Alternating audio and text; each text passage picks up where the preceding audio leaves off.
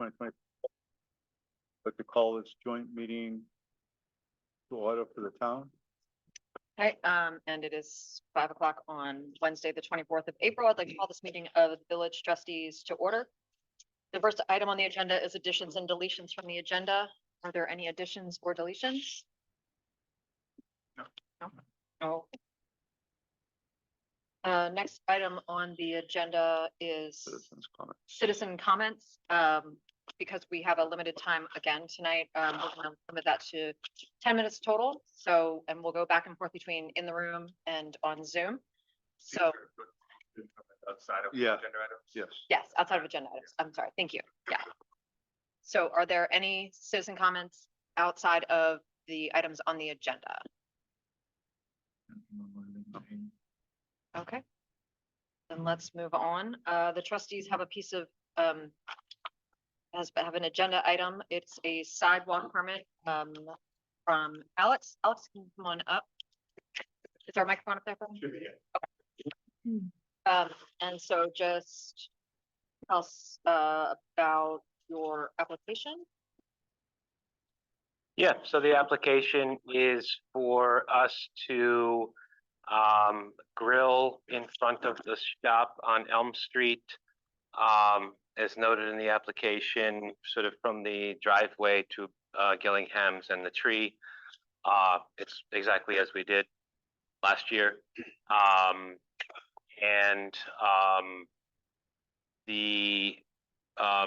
The general idea is to feature some Vermont products. Our products have a really nice sort of environment and fun scene out there, as I think we did last year.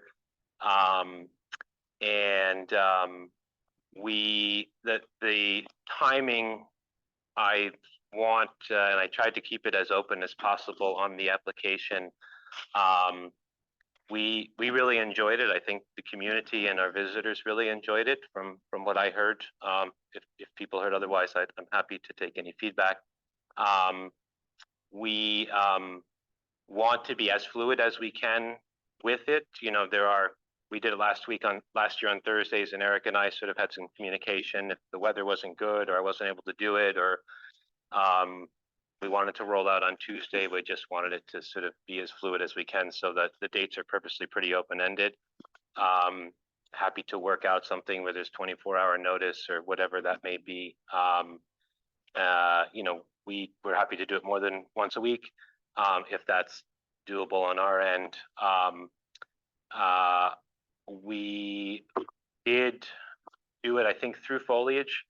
We did also grill on some Sundays and Mondays during foliage as well, which we'd like to do. I'm not sure just during foliage, but we'd like to do again this year. I don't know how many of those Sundays and Mondays. I don't know which ones, but it's certainly our intention to do that as well. Thank you. And so it looks like, and we already had your COI, so that was all taken care of, right? Except from the last time. It looks like that you've got plenty of sidewalk space open. Trustees, do you have questions? Yeah, I just want to, well, first of all, say that I think it's great that you're doing it again, Alex. It's good for the community. And I really stress what you know I'm about to say. Sundays and Mondays as much as possible, just because that's where strong need is. But I understand. And you might consider, when you know you're going to be doing it and the weather looks good the next day, put it up on the listserv so people know. Yeah, we do. Yeah, it's a good idea. Great. Trustees, Only concern trustees had last time was Yeah. the not knowing what date was gonna be. So I think Alex talked about, being more fluid, that the trustees are okay with that. yeah, I think my only concern with it is just as we, and I know the EDC is working on some things, we're gonna have the conversation about, you know, do we have food during foliage again, that sort of thing. So we'd like to be able to plan. So if you can, you know, give us a week heads up. So as we are, you know, if we do something similar to last year where we had people sitting out on the green, like, we don't want to cannibalize each other. So if it's like, Yes. there's Thank you. two people already selling hot dogs and hamburgers out on the green, like, let's just keep the communication open. Absolutely. So if you don't think that you can have a set schedule. Yeah, let me clarify that. So last year we did Thursdays was the date, and it's helpful for everybody to be programmatic. You know, we have to plan from our end in terms of what we're making or preparing. And it's just helpful for the community, everybody to know that it's going to be a day. So we'll likely do something similar. I don't know whether it's going to be Thursdays, but we'll say, hey, you know, every Wednesday from this date to this date, weather dependent, we plan to be outside grilling. We may add a date, it may rain, you know, who knows? But to the point of Sundays and Mondays going closer to foliage, you know, at some point in August or early September, I'll try and pin down, you know, which Sundays and Mondays we're able to do, and that way you all can plan accordingly. Okay, so the plan is generally once a week. and Yeah. Less weather, that sort of thing. Yeah, once or twice a week, but at least one set day. And, you know, if it's a beautiful Tuesday coming up and, you know, feels like a good day to be out there, you know, we'd like to be able to maybe just send a note. I don't know if it's Eric again, or just send a note and say, hey, you know, 24 hours notice, we plan to come out and cook on those days. Brenda, did you have anything? Because you're on the other end. You all have enough information to vote? Yes. Okay. Yeah, are there any citizen comments? I have one. Yeah. Um, Over there. the trash barrel always is chock full every time I walk by. Can you do something about that? I know the town picks them up, but I can't. It's not my, I don't have any space to put a trash barrel. It's not my, I think, I understand it generates trash. We talked about this in terms of, you know, upping the pickup days, but it's not a responsibility of mine necessarily, and I don't think of other businesses to regulate that. I take care of my own trash. You know, I pay Casella a lot of money to do that. Any other citizen comments? Mine? No? Okay, then I would make a motion to approve the Village Butcher's application to grill on the sidewalk. Is Tuesday once or twice a week, weather dependent. Is there a second? Second. All in favor, say aye. Aye. Any opposed? Motion carries. Great, thanks, everybody. Thank you, Alex. Alex. Thanks. All right, on the town's agenda is the EDC marketing proposal. John Spector. So, the EDC is recommending that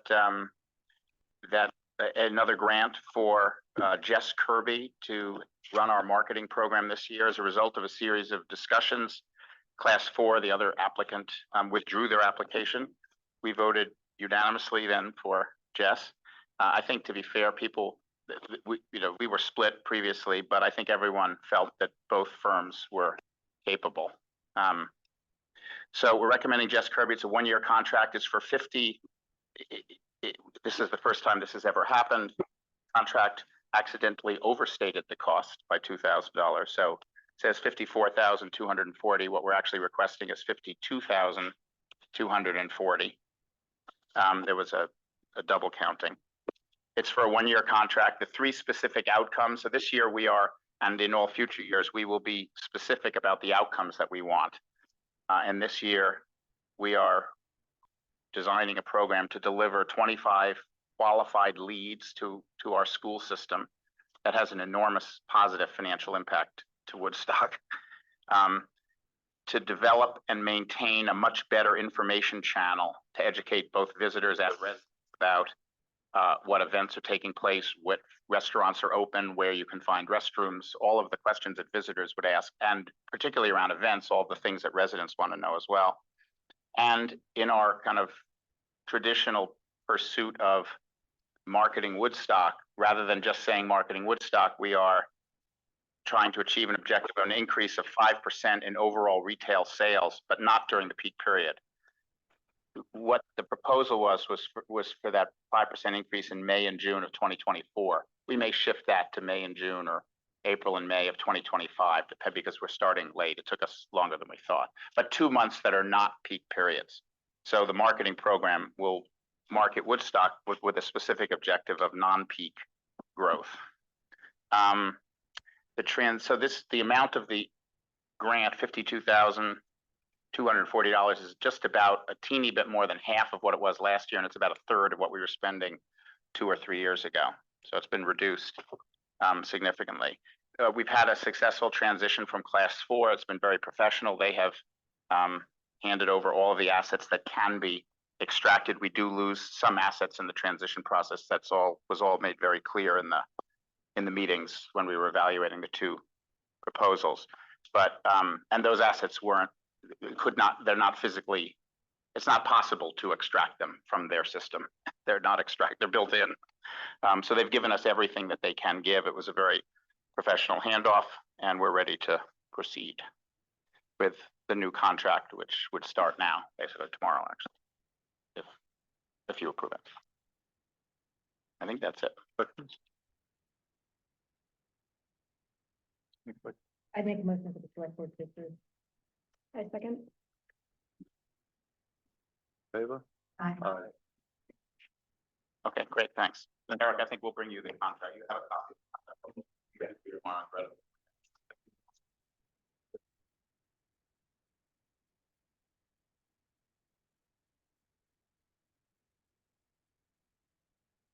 Next, we're moving on to our of short-term rentals. Eric, do you have a couple of slides? Yeah, Nikki, could you let me share my screen?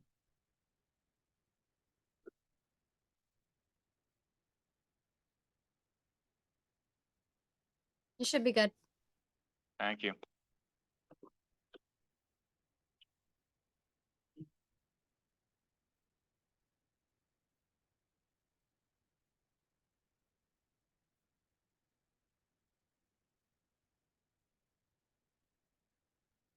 So I just put something together quickly to kind of summarize where we were from last week, where we kind of have to go today.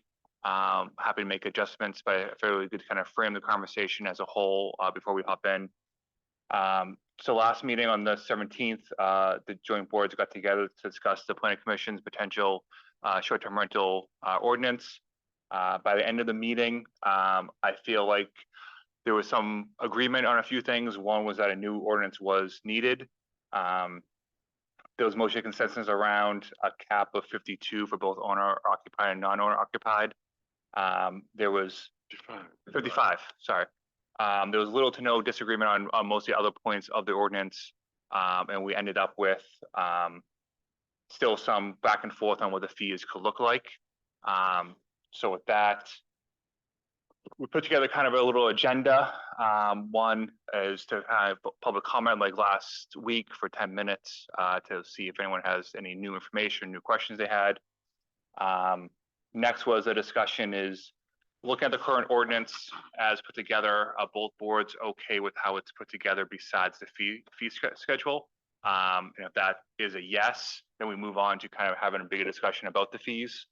One of the things that came up in discussion with the chairs over the last week was when we're talking about fees, I think it's very easy to get down in the weeds on what the fees are actually going to be, what that money is going to be, and how it's going to be used for.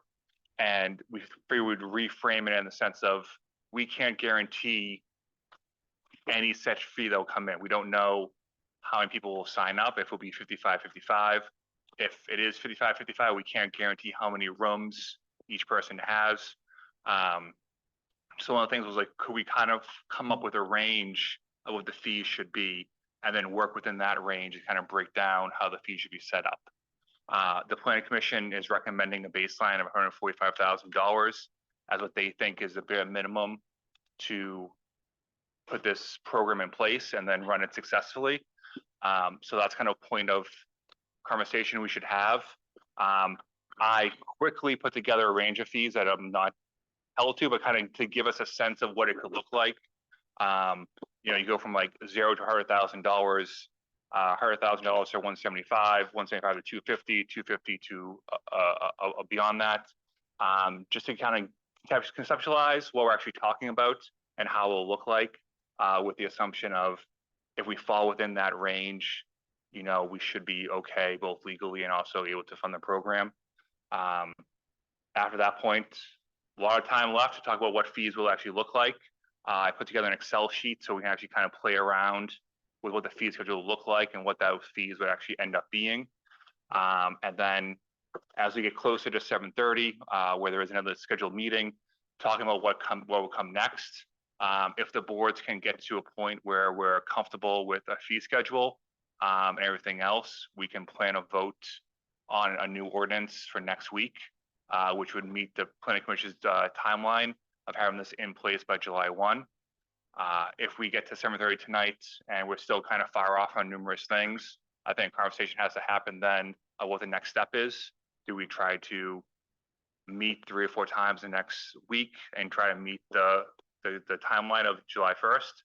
Or do we take a step back and say we may need some more time to look into this, talk to the planning commission, and see what would happen if we go beyond the July 1 deadline? So that's kind of how I put together the agenda for now. Before we pop into public comment, what I have on the screen, and let me make this a little bigger for everyone to see, is kind of a few different, I'll make this bigger when we go over it, but it has the cap, it has what the permanent fee could be, it could have then what the occupancy rate would be, and then what that revenue would come out to.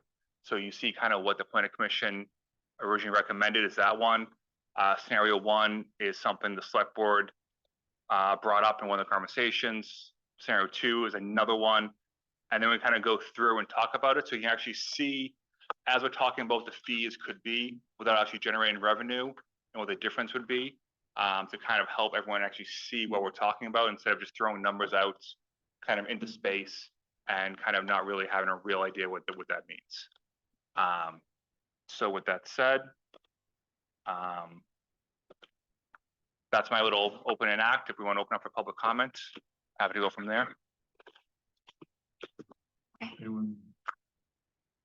Is there anything to say about something that we haven't heard already on short-term rentals? Please say your name and your resident. Hi, my name is Andy Caffrey. We're at 15 The Green. We've owned the house for, I think, 20 years, and it's a part-time house. We've now been up here full-time for the last couple of years. I am very opposed to this. My biggest concern is the unlimited rentals. I mean, currently there is an ordinance in place that has all the enforcement mechanisms the new one will. $800 a day fines can be taken to the judicial branch to enforce it. So you're not gaining anything more with this. I mean, my first thought is, who is driving this bus? What was the problem? You know, I'm not sure. I haven't read anything in the paper about people having problem with short-term rentals. And I have a sense that I feel bad for the planning board that has done all this work. And then at the last minute, people like me come in and start lobbing hand grenades and saying, oh, that's wrong, you should do that. But I think it's better to stop this than it is to just run with it because the planning board has put the work in. The fees are remarkable. I mean, it doesn't bother me. I guess my biggest concern is we have a house next door that is under the program and is permitted to do the short-term rentals. And when you break the groups down as to the homesteaders or the non-homesteaders, the house next door is used by those people probably 75% of the year. 25%, if they can get a rental, they get a rental and to help with the taxes. And I think that's a huge portion of your non-homestead properties. There's this idea that these LLCs out there that are snapping up homes for short-term rentals.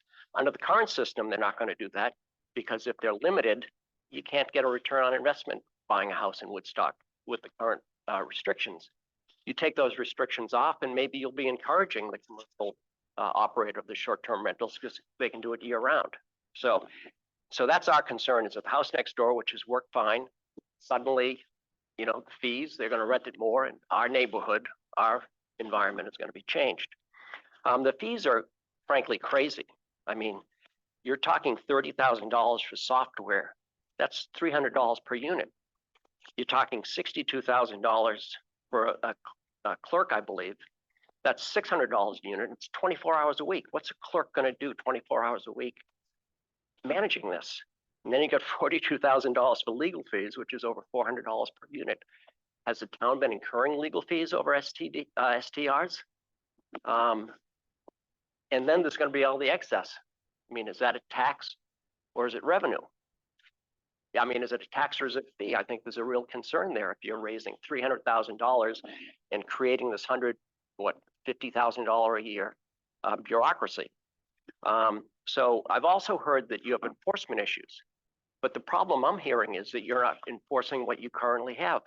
Apparently, there's supposed to be a registry. I heard today that you don't have any idea how many short-term rentals you have. Can you finish up? We just want to make sure everybody else can. Sure. And I think that's crazy. And there's zero compliance. There's an annual report they're supposed to file. Make them file it before you give them the next year's permit. So I think the current ordinance perhaps needs some amendments.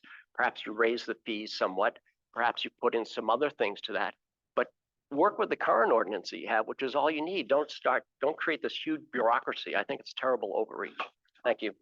Oh, the biggest problem, frankly, is your 14-day window. I suspect, and I don't know if anybody knows, but I suspect a lot of your short-term rental people probably don't rent for more than 14 days a year. It's sort of a mom and pop sort of thing where they get a little money in to pay the taxes. And you're going to allow people to rent up to 14 days without anything.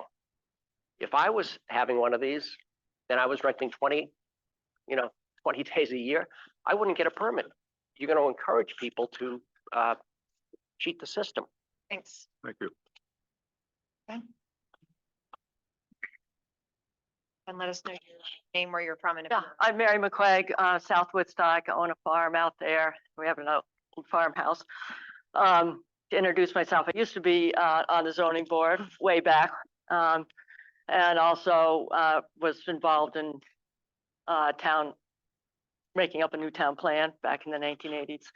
And I'm president of the Green Mountain Perkins Academy out in South Woodstock. And I know you've heard my story before, but I just wanted to gotta reiterate a little bit. And I also want to say, I totally agree with the guy got it before me. And he said it much better than I'm gonna say it now, but I just like to say that I hope this ordinance should be voted down. And what we have already, what's in place now, I don't believe it is an ordinance. Correct me if I thought it was a regulation. It was regulations. Is what we have now an ordinance In the village, in place for short-term rentals? Sorry. village is an ordinance, in the town it's a regulation. Okay, so regulation. But I feel like what we have now is suffice. And in short, I'll tell you why. The fees are outrageous. The fee structure is faulty because it encourages what we don't want. We don't want, like little mini hotels, and by having the fee set at a certain rate, people will continue to rent. It's mainly what's going on is these not occasional, but small time renters like myself. I do about 30 to 40 days a year. And there's many others that are like me. It's not that easy for us to rent the year round, whether because of the weather, roads, heating systems, whatever. And the other reason I feel that I discourage you, I would think you should vote this down, is because you are discouraging the hardworking community people that do this kind of thing. And I already have I've talked to a lot of people in town, and I haven't talked to anybody that think this is a good idea. And a lot of the people that have short-term rentals or flirted with doing it are like, this is crazy. I'm not going to do this anymore. I'm mad at the town. I'm going to, do it in another town, or I'm going to move, or I'm going to sell my house. And so what you're doing is you're encouraging, encouraging the wrong thing. Vermont is not a gated community or a town with empty estates. Vermont has character, and part of that character is our home businesses and our hospitality. Let Vermont continue to be the Vermont that we know and love. And this is coming from a community person. I grew up here. I love this town. I put a lot into this town. I volunteer, I do things. And that's all I got to say. Thank you.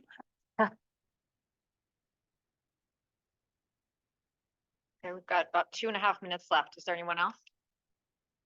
Christina Martin, Woodstock, Vermont.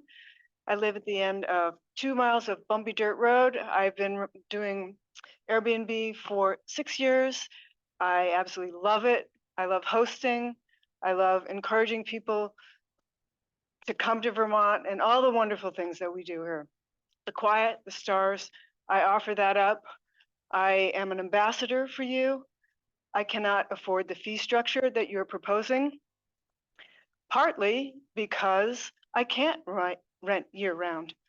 The roads are such that you can't get in. Sometimes I can hardly get home. There are times in the better months when I have to block out dates to fix my roof or replace a water pipe. I need time for that and time to go visit family. I can't be open 365 days a year, and I can't raise my rates so high that some of the wonderful people that I get from Europe, from South America, from Canada, who come back here, who love it here. And part of it is because I do not have high rates. I have reasonable rates to encourage the good people that come to this town who love it. Some people are saying, move here? Please don't make that an impossibility for me to afford or to continue to host with my heart. Okay, we've got about 1 minute left. Is there anybody on Zoom? We haven't had anybody. Okay. All good points, and I just What's your name? sorry, Paula Townsend, resident, long-term rental provider. Everything I did catch, I came in late, was good points. I want to reiterate also just that we are a tourism-driven state. We are a tourism-driven town. I don't want us to lose that. And people being able to do short-term rentals from their homes, they really are ambassadors to our community. And I appreciate them when I travel. And I don't want to restrict people from being able to provide that here in our town.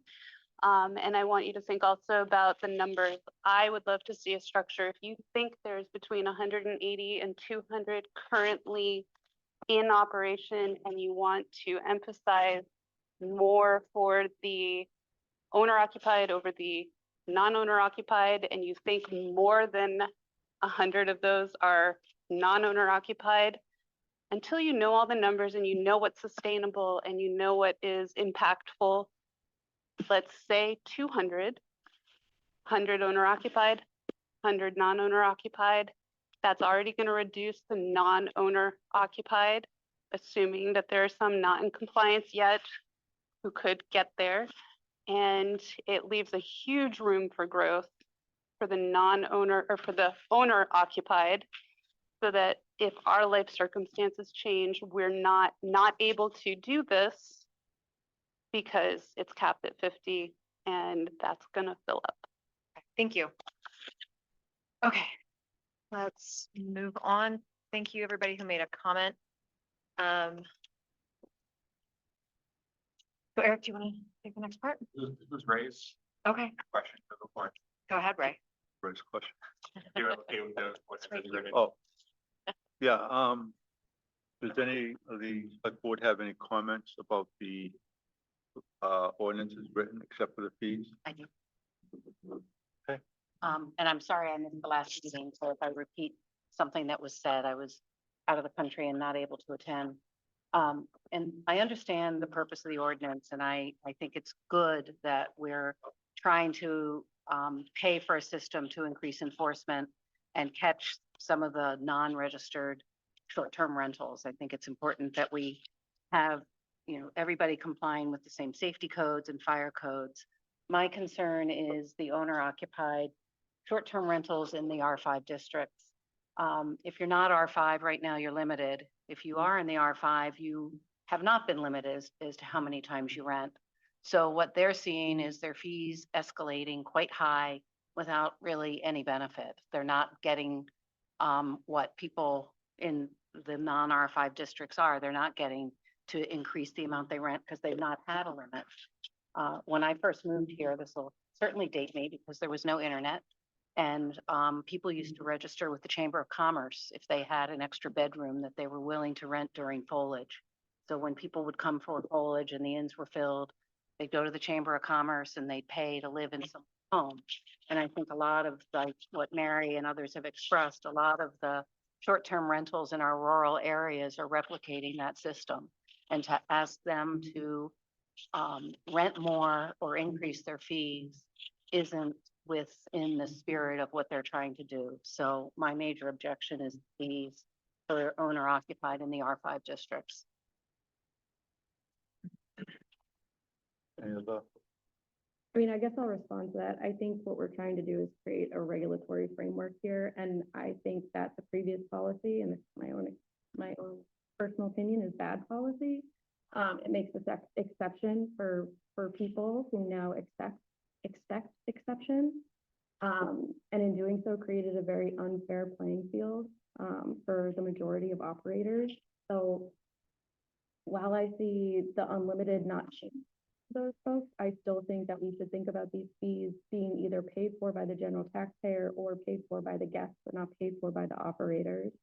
And I think the same argument could be made inverse, where the previous people were paying not a huge difference in fees and unable to rent at the same amount at the cost of one night, basically what it would cost. And so we're bringing those people onto a level playing field by any of the current fee structures that we have. But I'd really advise us not to keep making exceptions for certain zones or groups. I think that increases the time that we have to spend administering this program and enforcing it. And I'd be curious to know what other people's thoughts are. I think we need to have regulations and so forth in place, but the pricing is crazy. Yeah, well, I think that's what we're, tonight is the fees coming down. Right. That's the biggest complaint. Yeah, I agree with that. And I think that we really should take a look at that there are different types of rentals. There's seasonal rentals, and then there's, full year rentals, and there's people that rent maybe 2 weeks. I think that we need to come up with different categories for different types of situations. And I also feel that we should not be charged per, if my place says it that I can rent to 4 people, that happens like maybe once a year, probably not. So I think it should be done like the sewer system does, which is tax per bedroom, not per how many people live in your home or how many you could possibly sleep. So I think Brenda's and Greg's points are well taken. I think we want to talk about non-fees right now and then get to the fees after the fact. So just we kind of stay on the same path. I know I think the fees will be the larger conversation, but we want to make sure we kind of see if everything else is in alignment before we spend the rest of the time on the fees. But I think the question was, from the board, correct me if I'm wrong, from the chair, is if the select board have issues outside of the fee structure on the ordinance? I think Susan might have mentioned she had an issue with R5 and not unlimited, so that's a point I taken. didn't hear that part of the question. Okay. No, it was what, okay. I am still concerned about unlimited rentals per year. I know that enforcement has been impossible and will be difficult. But I do think that an unlimited number of rentals removes some of the levers that neighbors feel that they have. I think it changes the profile of a property as being appealing to a pure investor. And since I know we're not talking about fees, but if we are lowering the fees, I think that capping and maybe making up some difference in penalties if people are violating. So how many times per year they're allowed to do that.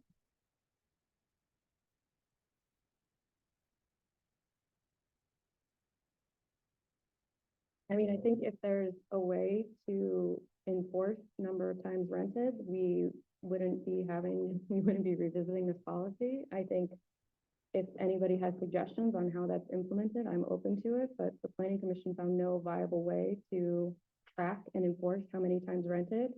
As it is, we have very few people who, as Andy mentioned, are submitting annual reports as they're supposed to do every year, even though our permit process is not annual. So, and that is like a self-proclamation.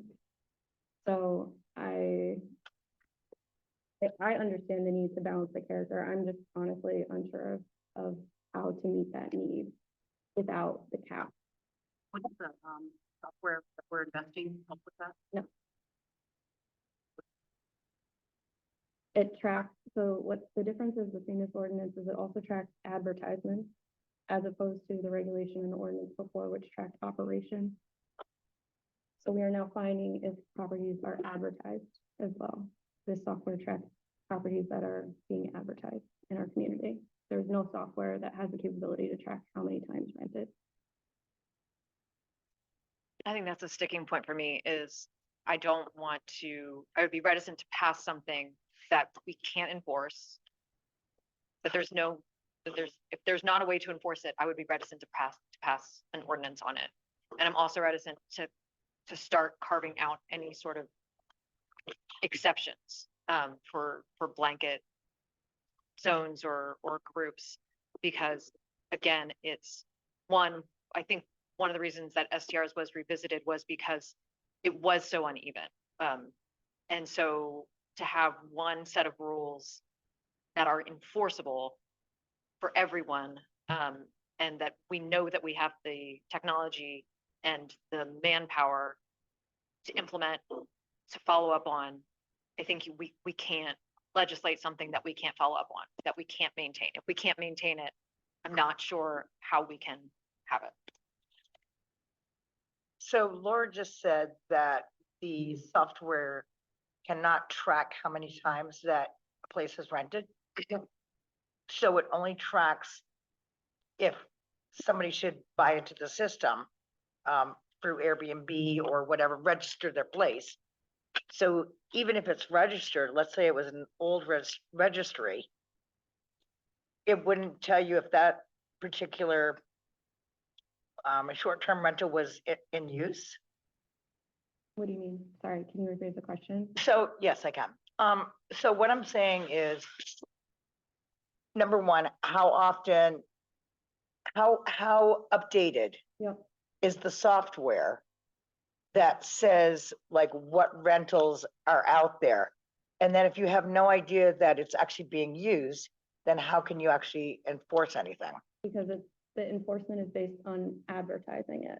So if something is being advertised as a short-term rental without a permit, then it is going to be fined. Does that make sense?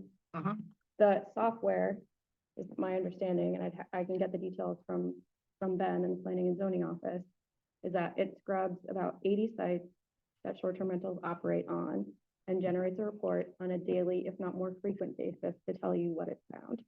That then needs to be tracked against our permits, which is manual work to understand who is permitted and who is not. There are about, I think when Mary Margaret did this research on the Planning Commission last year, found more than 100 sites that short-term rentals can advertise on. That doesn't even include people who rent word of mouth or people that rent, not on the internet. Again, it is probably near impossible to reach 100% compliance, but what we're looking for is what's significantly better than what we have now, which is toothless regulations and enforcement. So what happens if someone is renting word of mouth? What happens then? They could, someone could issue a complaint with the Planning and Zoning Office. Planning and Zoning could send them a warning letter, and they could, choose to stop operating or not operating, but we really have like no control over what they do on property. I'd have to talk to Stephen on how the police enforce it, but you show up to somebody's property, they could just be like, we're friends. Again, it's I mean, I think Nothing's perfect, yeah. You know, we can't stop everyone speeding in the Right. town unless we hire 1,000 police officers to be in every Right. 5 feet. So we have to assume that for every, no matter what we do, people are gonna work around some way.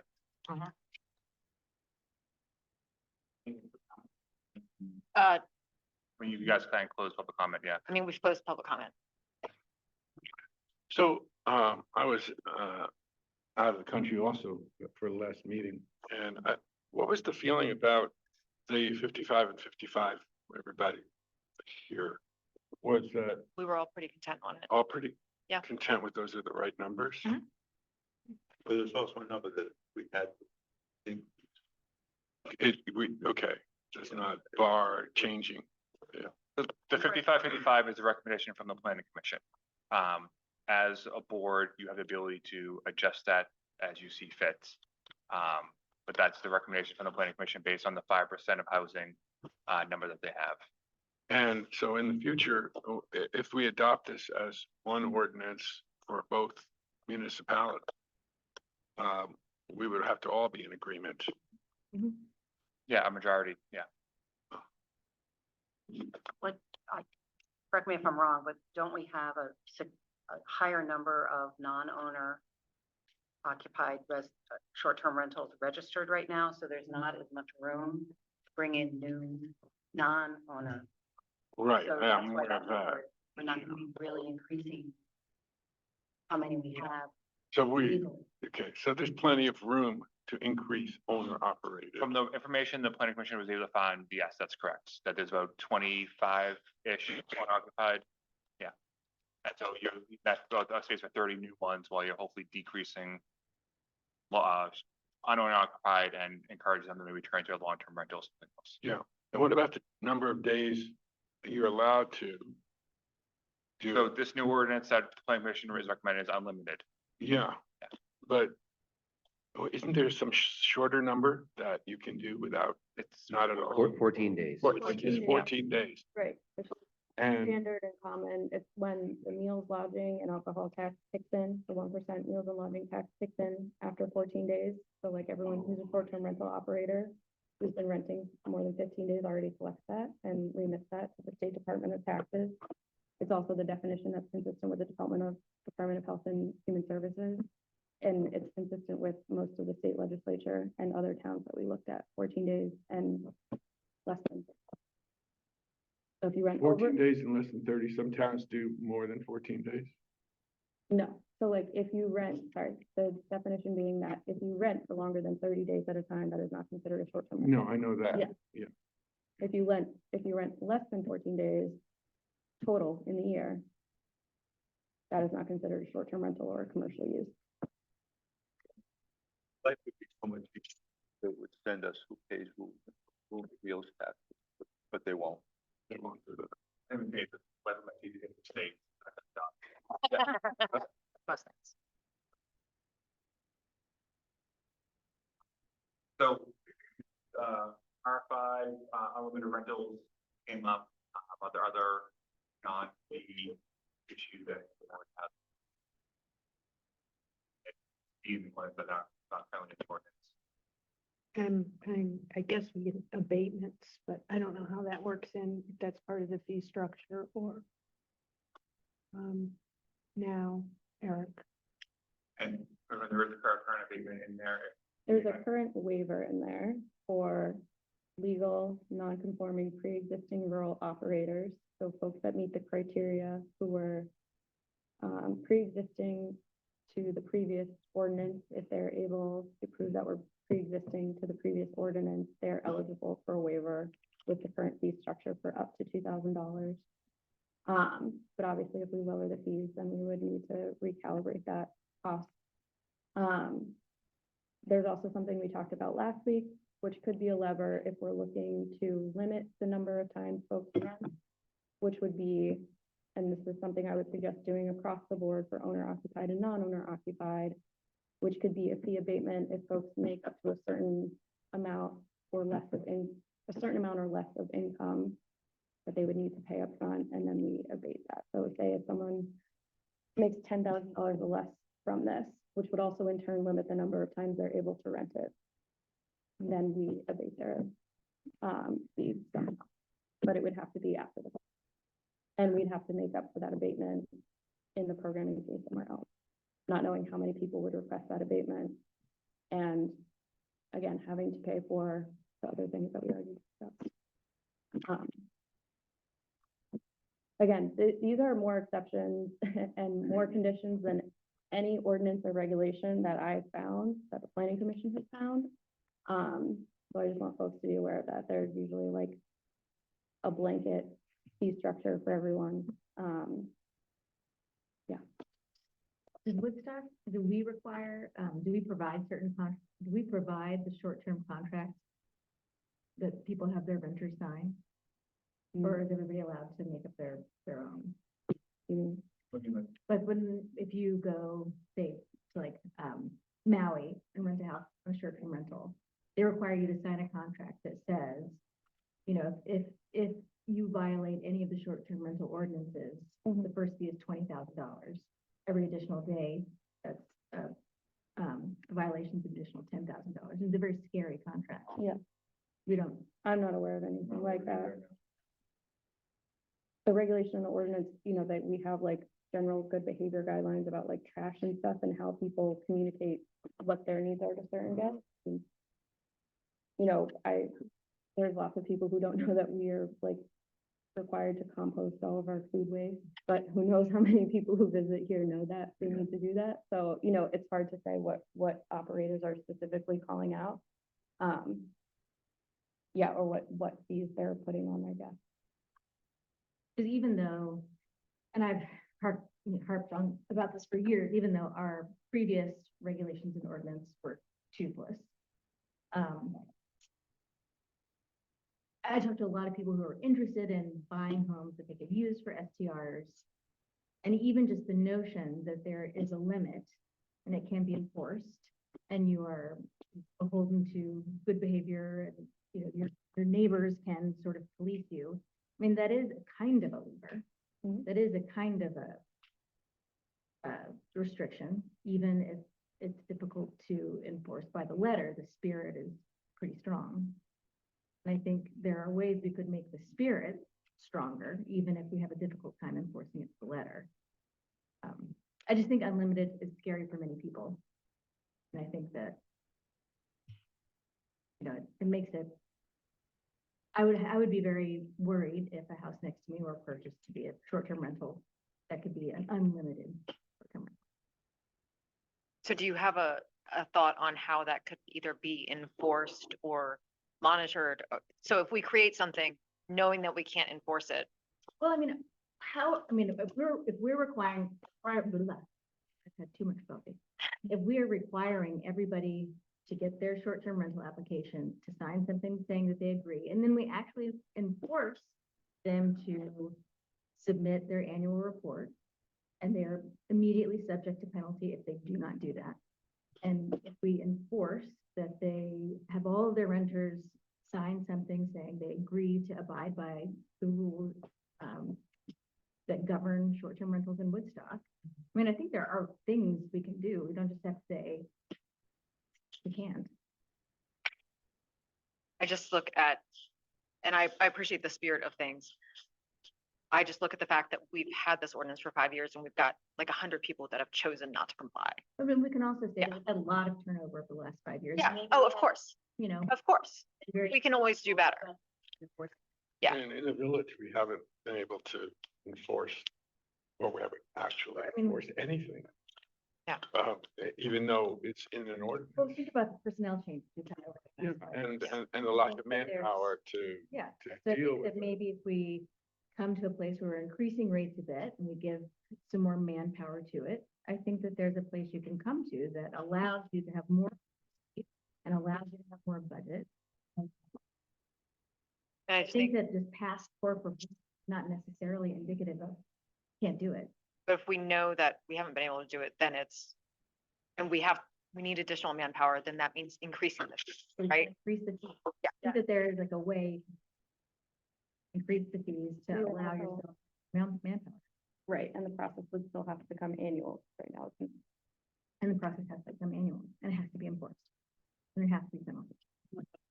People don't follow the rules, they don't get in 1 year, they've lost, they may never get back to being a legitimate short-term rental in the town. And with the, I think what Laura's explaining is the software at least is going to find if people are illegally operating a short-term rental. It may not be able to do the days, but it can at least do something that we can't do now. But what if the software, like right now, the software could pick up anything from the people who are advertising during foliage to the people who don't need to advertise or don't need to register because they don't have a permit because they are present? Like the current regulation, I believe, in the town for certain districts requires if they're on premises and it's under a certain amount of days, they don't also need a permit. So again, I'm fine if we can find a way to take into consideration the lever that we're talking about, but it will not be able to be done with the current. And we will not be able to then tell somebody with confidence and defend it confidently that they are in violation of the ordinance. And if I could just add to that, I think the ordinance was created to make it as efficient for internally as possible. The more we add on work that has to go through this, what we're saying is we have to add staff. And what we're saying is we're adding staff and we have to make sure the fees cover that staff or it's gonna fall on the taxpayer. If we're gonna have a limit on how many times you can rent and we want that enforced, that has to be a new staff member. Our current staffing will not allow that to happen. And I don't even know with the staff member if that's possible, 'cause I'm not sure how you would actually monitor that. But I just want to make clear as we're talking about this, every decision has a consequence. And I want to make that aware to the board that as everything, the more exceptions we have, the more things we have to do internally, the higher the cost internally becomes. And also the more staff will be required to fulfill that. Where in a situation where if it's unlimited and we have to check on people, that saves us time. And abatement's a great idea. That's also gonna be more work on the back end to file those abatements to make sure those are following through. And so I'm not saying these are bad ideas, but these ideas and solutions come with consequences at the end of the day. Definitely want to fund we want to fund our town offices so they can do what they need to do without being overly burdened. But, the current proposal has a very high fee structure for being very streamlined and is already imagining a new staff. And I think that sometimes some of the constituents that I've heard from seem to think that that's what's out of balance because they're very streamlined, it's making a huge amount of money. What's it to do? Even though I know you have more work to do.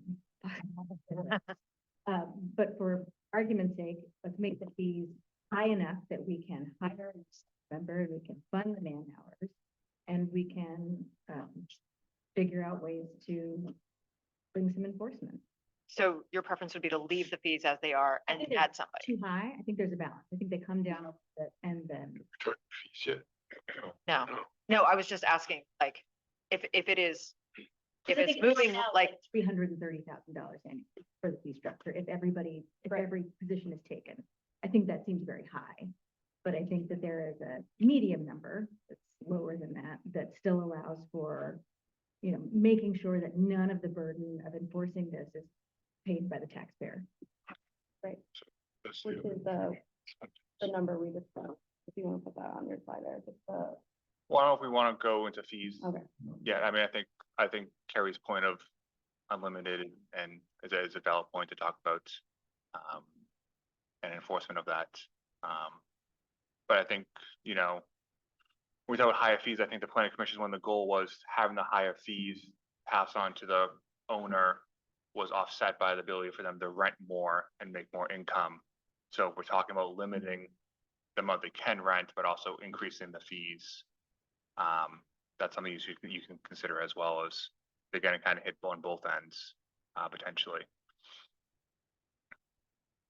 I know if I lived in the village, I've actually been surprised we haven't had more people from the village in here talking about the unlimited number.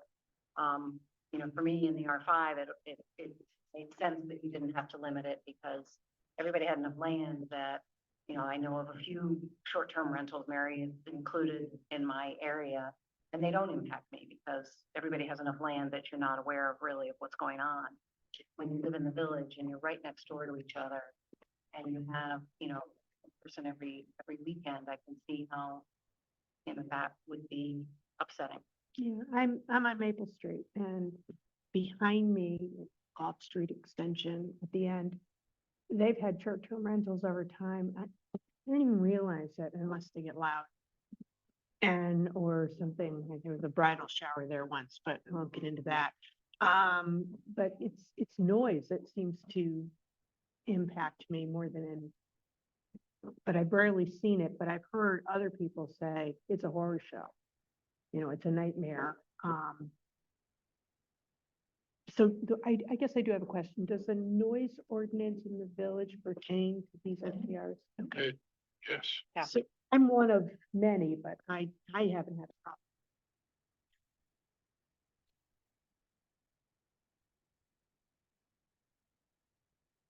Are there any other, things with the ordinance outside of fees that people want to bring up, before we hop into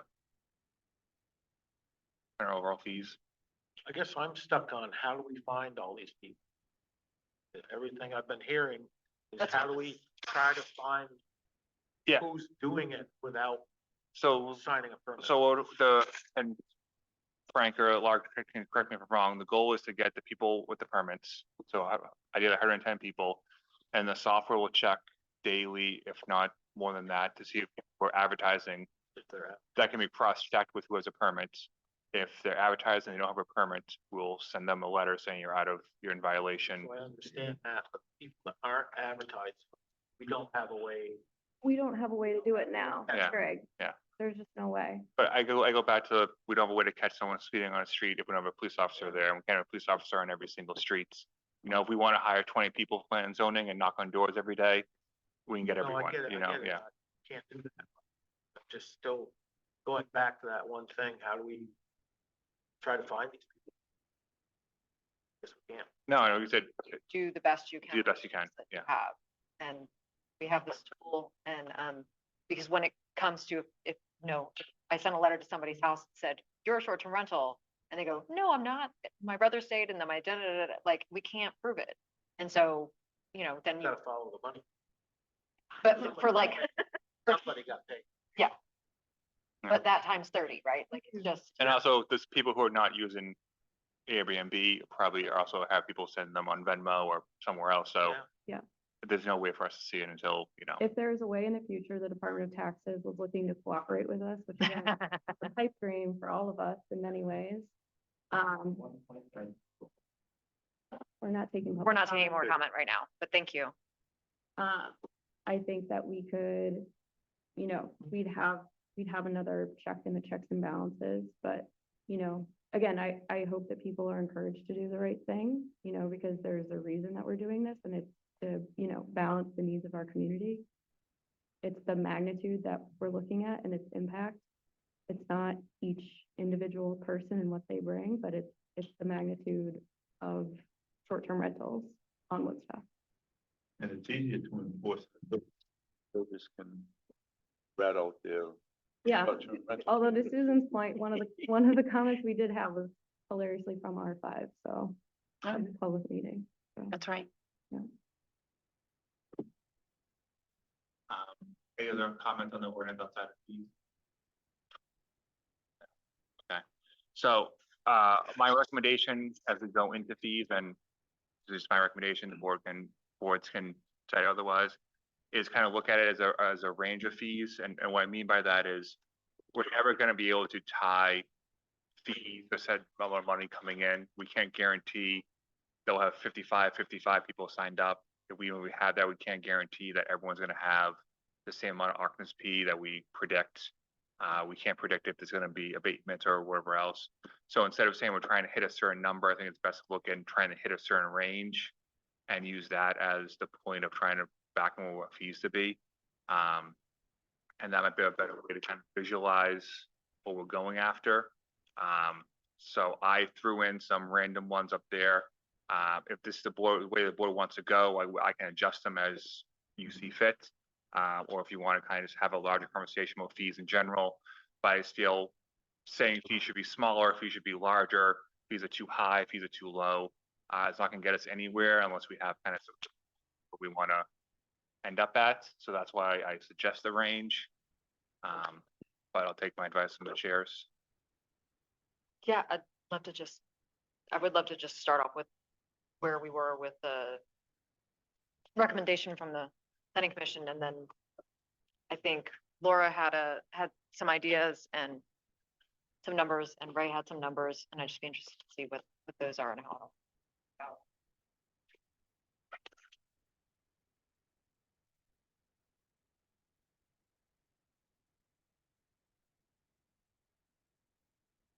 Oh, yeah, thank you.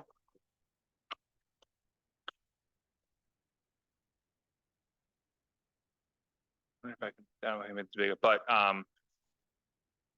so the planning commission recommended, a cap of 55 for both, a permanent fee for owner occupied at 1,000, permanent fee for non-owner at 3,000. Then occupancy rates of 250, per occupant based on the fire marshal. And they estimated about 3 people per owner occupied, about 5 people for non-owner occupied. So that's what these numbers are right here. That gives a total fee intake of $330,000.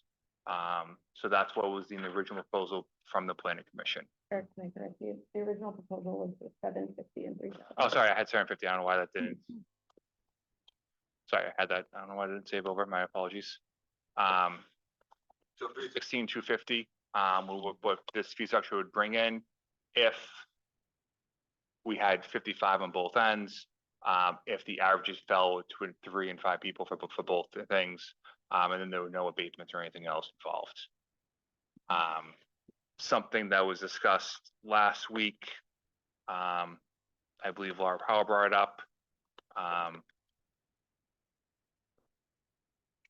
was the same thing on caps. So 55, 55, lowering the permanent fees to 500 than 1,000.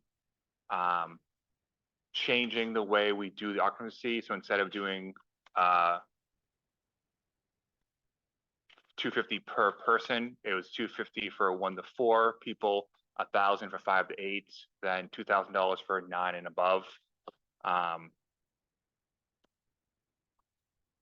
So again, if you look at owner occupied, if we're averaging, thinking about 3 people, it'll be 250 per short-term rental. If you're thinking around 5 for non-owner occupied, it would be $1,000. That brings in a fee structure of 151, which is again around where the planning commission has recommended fees land. $6,000 a wiggle room, but I mean that's nothing in comparison to what's going to happen. But again, we're looking at estimates. These are all based on if everything comes in, if the average is 3 and 5, we don't know that that's the case, but based on the best knowledge we have. Another scenario that got brought in,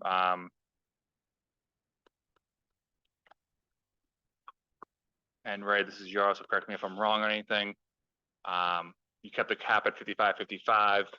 You dropped the permanent fee owner occupied to 200, kept it at non-occupied at 1,500. You had $50 per occupant, which would be about 150 per house, then about 250 for non-occupied, which brings a fee structure about 115,000 in 500, which is below again what the planning commission recommended, but kind of also in that range of 100 to 175,000, $175,000. So those are just 3 examples: one from the planning commission, one from Laura, one from Ray. I also asked the board to do some homework. I don't know if anyone did it or not. I'm not going to check. But I have other tabs open up if we can also play around with these numbers to kind of get a sense of, as we talk about fees, what it actually look like at the end of the day. So the boards have a better idea of what we're talking about. So just give an example. This is no one, so we made equal fees.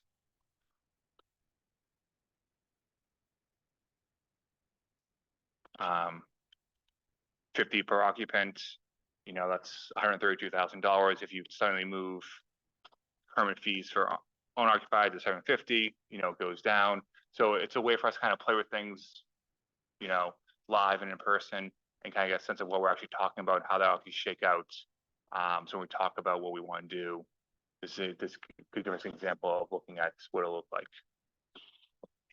And that's just with the minimum. So if somebody has a lot, That's the average. So we're doing 3 for owner occupied, 5 for non-owner occupied. And this assumes all permits are taken up. Yes.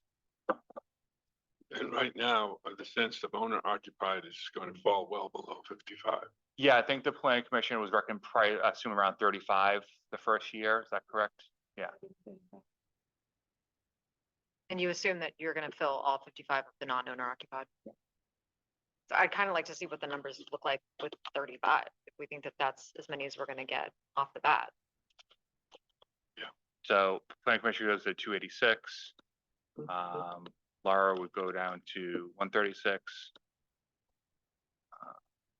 And Ray would go to 108. And again, this is why we talk about estimates and ranges, because, you know, we're saying 35, it could be 25, it could be 55. We don't know, you know?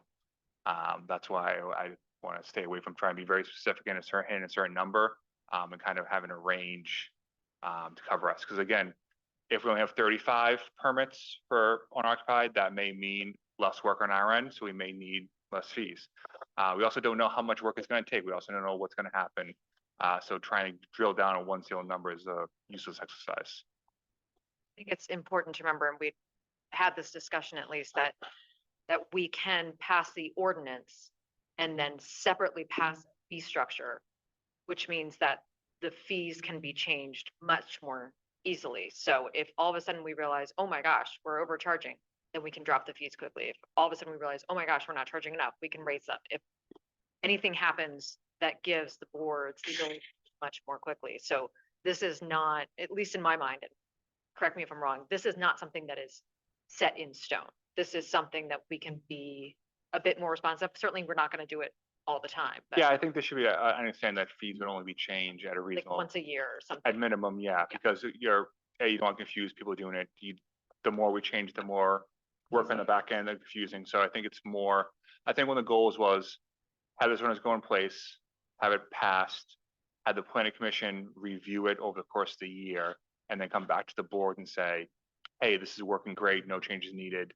We need to, or may need to make changes here or there, and kind of have that audit done within the first year. And that could guide the boards going forward.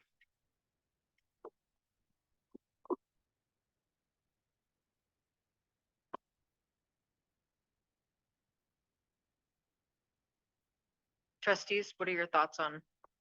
Somebody's got to start talking. I like the range that I'm looking at, if we're going to go with a range of 110 to 160.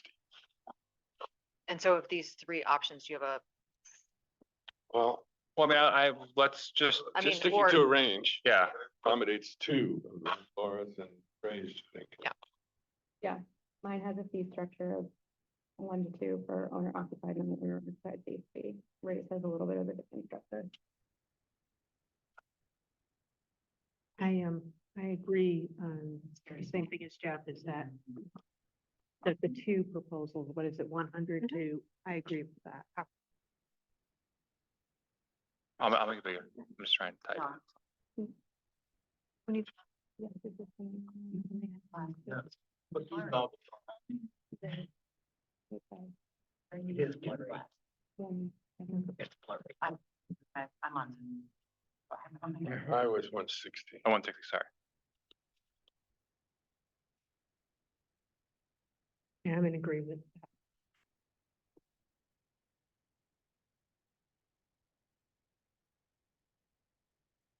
Justifying having be so much more. with our best estimate. I think looking at what Laura Scenario had one. proposed, scenario 1. I think that solves for a lot of our concerns. What do you like about that one? One, I think it opens us less to litigation since the disparity between owner occupied and non-owner occupied isn't so huge. I think that the fees will carry the burden of the administration, but they don't seem so onerous as to be punitive, particularly to owner occupied.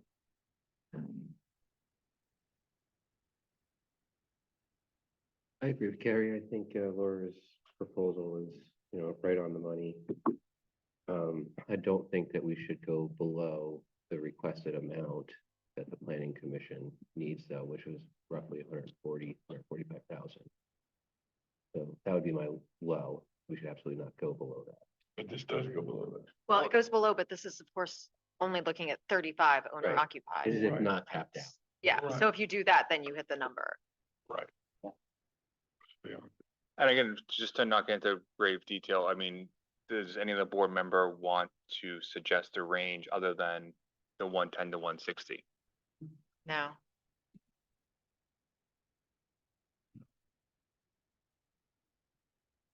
I would like to see the owner occupied lower, then I would like to see it at 500 total, because I think those are the people who you don't have to worry about a cap. They are already capped at probably what they do now. I think having a higher fee is much more of a burden on someone who's occupying the place and trying to just rent it. So you like this one then, since that's 500? No, it's not fair. No. No. Oh, with the, you mean with the 250? Yeah. Oh, That is I think, 2,000 with the, for the, no, right? I like I think owner occupied. Right. So the thing about owner occupied is that it's being treated as a whole. So this could be a bedroom in somebody's apartment. This could also, or in someone's house. This could also be, I can't hear. yeah. This could also be an ADU or a garage apartment on someone's property. So, like it's being treated the same. I just want to give context. So that's why the occupant fees make it a little bit more equitable, because the idea is that more income is able to be generated based on the occupant or the room amount. If we go down that far, it just means that non-owner occupied has to absorb that cost. What are the numbers? It's good done. Good deal. Completely?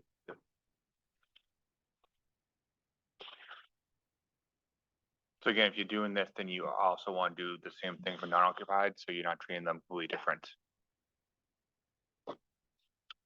Or you do the 300 permit fee and you still have an occupancy. Yeah. of 150.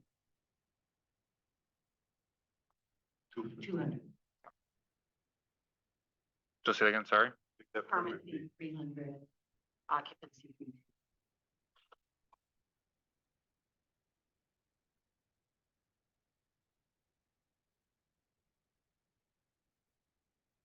Is that per person?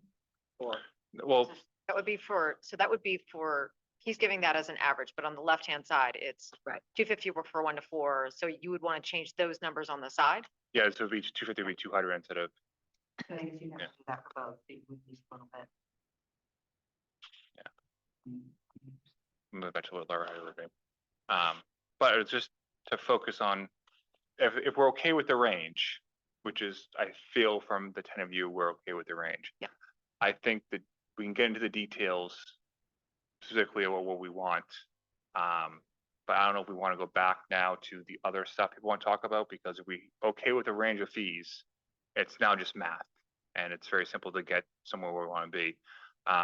But if we want to revisit any of the other outstanding concerns we have, because those are things that are gonna, I think, hold us back if we're okay with the R5 being treated as everyone else is, if we're okay with the unlimited rentals going on, then I think we can kind of really go into details on the math. But I think we want to make sure we're okay with all that before we dig into everything else. I'm not okay with unlimited rentals. Is there anybody else that's not okay with unlimited rentals? Okay, so there's 2 people. Yeah, I think there ought to be some sort of a number. So if you guys had a number for town and village wide. Yeah. So right now, people in the town don't have a cap on how much they can rent, so they don't. No. they don't. So now you'd be putting, Town. so you'd be putting a cap on people in town who currently don't have that. That stirs up Yeah, Well, our 5, but town was 10 or 12 times per year. Yeah. 5 was unlimited, Yeah. but town Yeah. was. but our 5, yeah. So I think there should be a cap for public. And it can be a higher cap, but I think there needs to be something that we can, even if it's 20 times per year. But I don't know how you're gonna enforce it.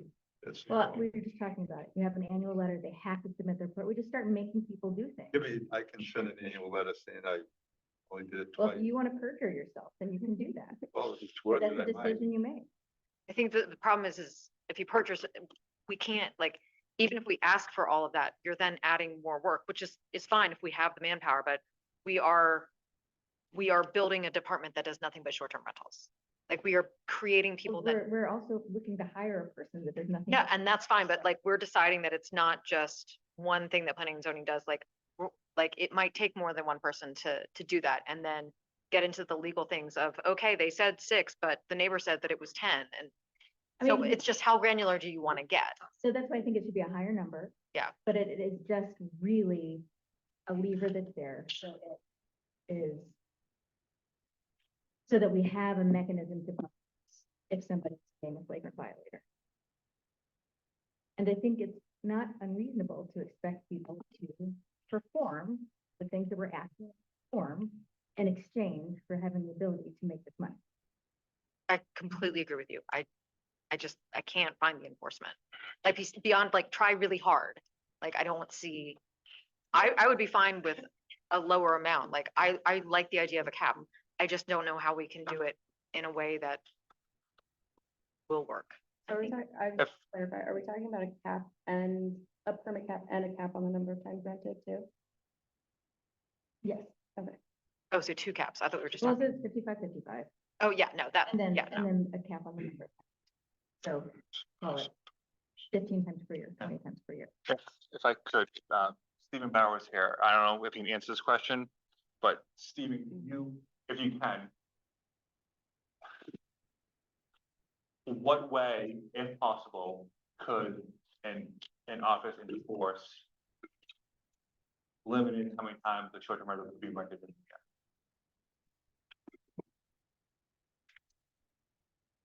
If there's a way at all. Yeah, Stephen Bauer, Director of Planning and Zoning, as the potential person that would be overseeing either the program directly or overseeing the person that would enforce this. Carrie, I gotta say, it's not impossible. It's absolutely not impossible.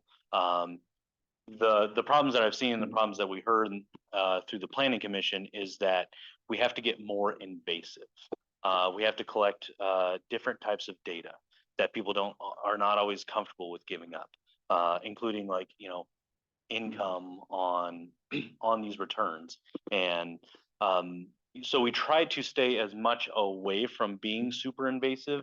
And just the general idea that, I mean, I just want to say it's not impossible. What I'm thinking is there's no way that the number goes under one full-time employee doing nothing but short-term rentals all the time, including also probably some joint staff that we now have to take. We can't cut David out of the program. We can't cut police out of the program. Again, that's part of that. I mean, not completely, and we haven't done so under this ordinance. What we're saying is, under the proposed ordinance, we still give them the authority, but not part of their day-to-day life. That's where under the proposal of, I think this, whether it be me or whether it be a different short-term officer that is just doing this as their full-time job, they would still need to tax at least partially other departments to help in a more meaningful way. I don't have exactly what that would cost.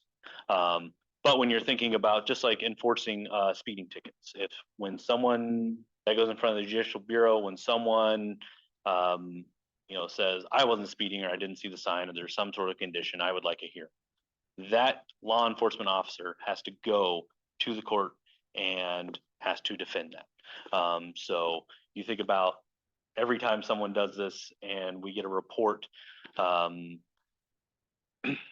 it's just the man hours. And that's why we went to the simplicity route of the unlimited. So are you saying, Stephen, that it's enforceable somehow through David and through our police, that if someone is renting, that they can be, What I'm saying is it takes more officers. It takes more physical inspection. It takes more random drive-bys. It takes more knocking on the door. It takes, because what the software is really, really good at, it is incredible at being able to say, are you advertising this? Are you not advertising this? And that's how we wrote it up, to say, well, let's stop it there because that's what it's really good at. It is not perfect, and as Laura pointed out, the Department of Taxes doesn't share that information. Airbnb, Verbo, and the other 85 definitely don't share that information. And so that's the part where we have to have random calls. So we do this where we call property managers and say, hey, I'm coming by tomorrow morning at 9. And so we do kind of spot inspections and stuff like that. And so what I'm saying is it's not impossible to try and get a range. It is more difficult. I think that takes it from, as we propose this ordinance, I feel like we're at an 85 to 90% range of knowing who's doing this. I think we could, if you're willing to put the resources towards it, we go from, we're currently at 40% knowing clearly who is doing this. I mean, this could maybe go to a closer 50 to 70. And if you're comfortable with that and willing to put the resources towards that, I think our department could get behind it. Hopefully that helps. That was very Becky, you helpful. good? Thank you. it didn't answer my question. Okay. So my question. All right, so far what I've gathered is we're going to buy software that can only achieve 3/4 of the project that we need to do. Okay, correct? Yep. And there's nothing else on the market that does it better. Okay, and then, is there any enforcement that we can do if someone isn't complying? Under this proposed ordinance, under the current structure, or Going forward, if we go with this particular system, what is the enforcement? If you find that someone's not following the rules, what is the enforcement? yep. So the scenario that you're talking about is we have the list of permits of people that we know are registered. Yep. We see something advertised, it runs every 10 minutes. Yep. We get a notification, we schedule when the report comes through, and it says, this person doesn't match our database. They're advertising. We can closely monitor that. By that, we can still go through. We can still connect with the property owner and say, hey, we know this, we're monitoring this. And if we monitor it and we see, okay, well, it looks like they are doing what we're now collecting evidence. So we collect evidence as we go forward saying you're both advertising and it looks like you're operating. Both of those are illegal under this ordinance, whether you advertise without a registration or you operate without a registration. So the enforcement mechanism is we actually do a citation, just the same way as if you're speeding or you get a parking ticket. And the way that we enforce that is through the Judicial Bureau, rather than currently with the regulation. We would enforce that through the process that ends up in the environmental court, which is much slower. The Judicial Bureau is really built for ordinance enforcement and violations. So that's our path forward. All right, so are you saying that David and our police department really couldn't do anything about it? Yeah, they could, because under the ordinance, we also included them as issuing officers. So you have a short-term rental officer, whoever that is, you have the municipal manager, you have police officers, and you have the fire department.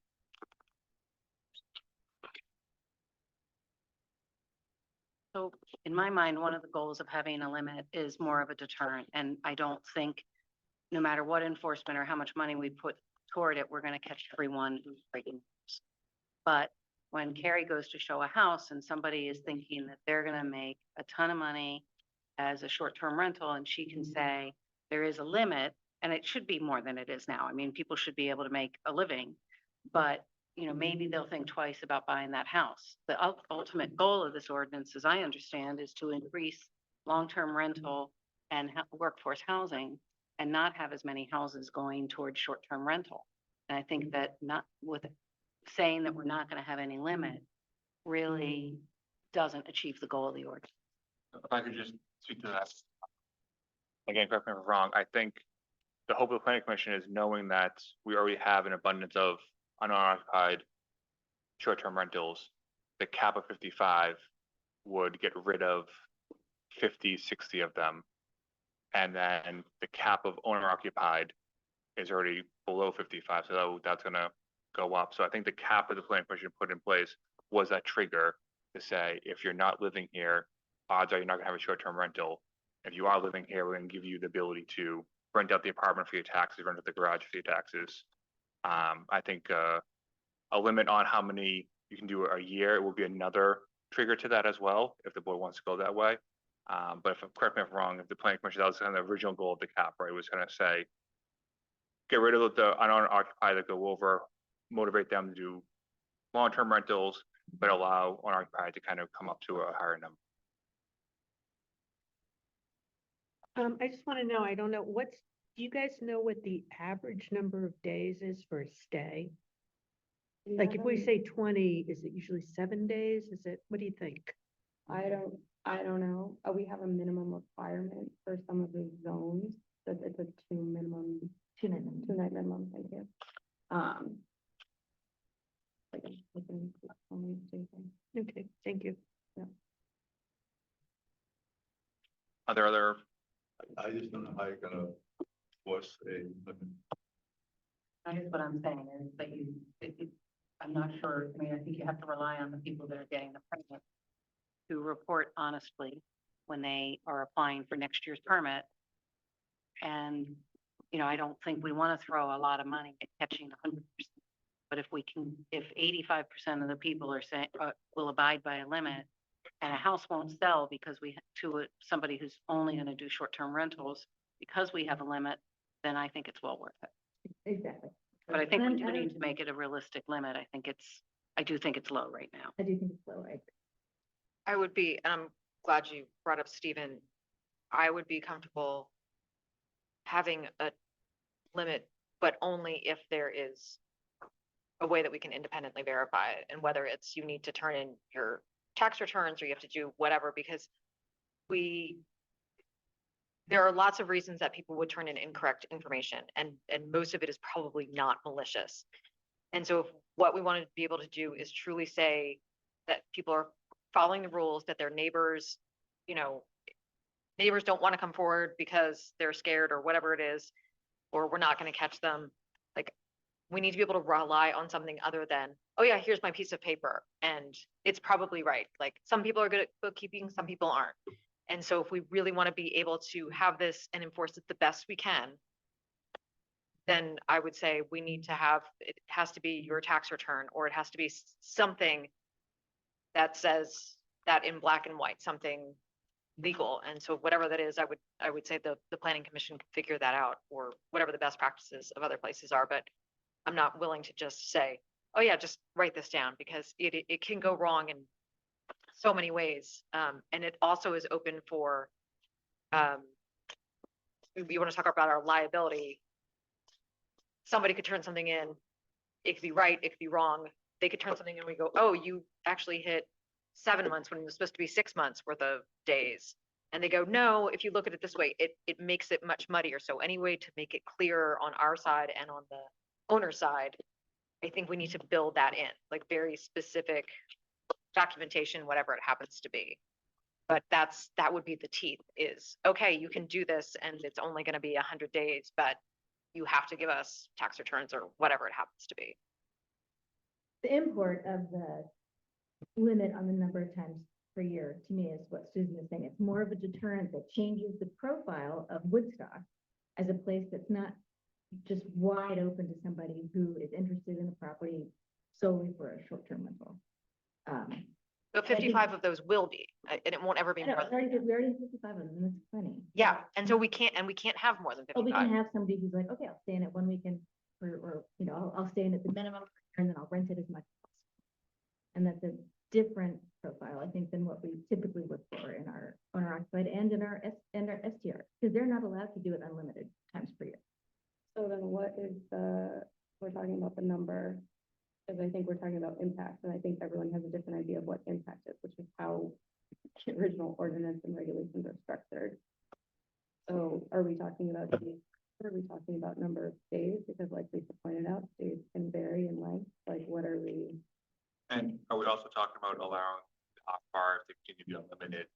Or are we gonna have them come in compliance and treat it equals everyone else? Everybody's got to be the same as us. I think if we have a reasonable limit, then it makes sense to apply it equally across the board. I would be in favor of something that's like a 2-night minimum or, Good morning. you know, what's the number? Is it 15 stays per year or 20 stays per year? Something like that. Then that's a lot of weekends, but most people will be focusing on high seasons. They're not going to be interested in mud season. People like to do longer rentals because it's less wear and tear on property. I mean, 16 is far too few, is what is currently in the village. Well, it's 6+ unlimited, right? In the foliage. If you're living there. Yeah. Not if you're a non-owner. Oh, that's right. Okay, thank you. So I just wanna clarify something. We're saying that we're potentially leaning towards kind of limit on how much people can rent, over the year. Knowing that that is going to probably take more person hours, which means we need to raise more fees to offset that. So what we're kind of talking about now is having higher fees with less return for the short-term rental person, to then monitor the amount of times they can rent it. So that's kind of where we're at now. So a higher fee structure to allow more staffing, to allow more enforcement on how many times someone can rent it over the course of the year. I would like to see that I think if we raise the number enough, I'm not sure that there's that many people who actually rent that much. So I would like to still see us, do a trial year of not staff until we know we actually need. Except for the people, that work has to get done, even if there's no staff. No, I know, but not adding staff to do this enforcement work. That's what I'm saying. So not enforcing it for the first year? Well, seeing how it works to have people voluntarily report. So it's creating something without allowing any enforcement, which is, there's no point in creating something if we can't enforce it. But I don't think we can really enforce it anyway. Well, we know we can enforce it with this software. We've talked about if we want to limit the amount of times, then we can ask for tax returns or something else, but to create a rule that we cannot enforce, and nothing will be 100%, but we can't create something that we can't enforce, because it's not fair to all the people that don't have short-term rentals. So if you're asking, I guess I don't understand why the staffing is augmented just by having a limit if you're having people turn it. Because the more, well, it's not like somebody's just gonna turn that in, that takes, and I can't speak to this, Stephen can probably speak to this, but the more rules that we have, the more exceptions, the more times you have to check on somebody. And I'm suggesting that we don't check other than getting the tax, at least try to see if we can do And it. getting those tax returns in then also creates another layer of, it's not like, oh, I've just gotten 110 tax returns and I'm just gonna plug it in, right? Like, I don't think that this is an easy process to manage, and I don't want to assume that it is. And if in a year we find out it's a super easy process, I would be pleasantly surprised. Then we have to cut staff. So that's what I'm saying is let's see if before you add the layer, see if it is an easy process. And so then in the meantime, we hire a temporary staff person? Well, you hire whoever you were thinking to do.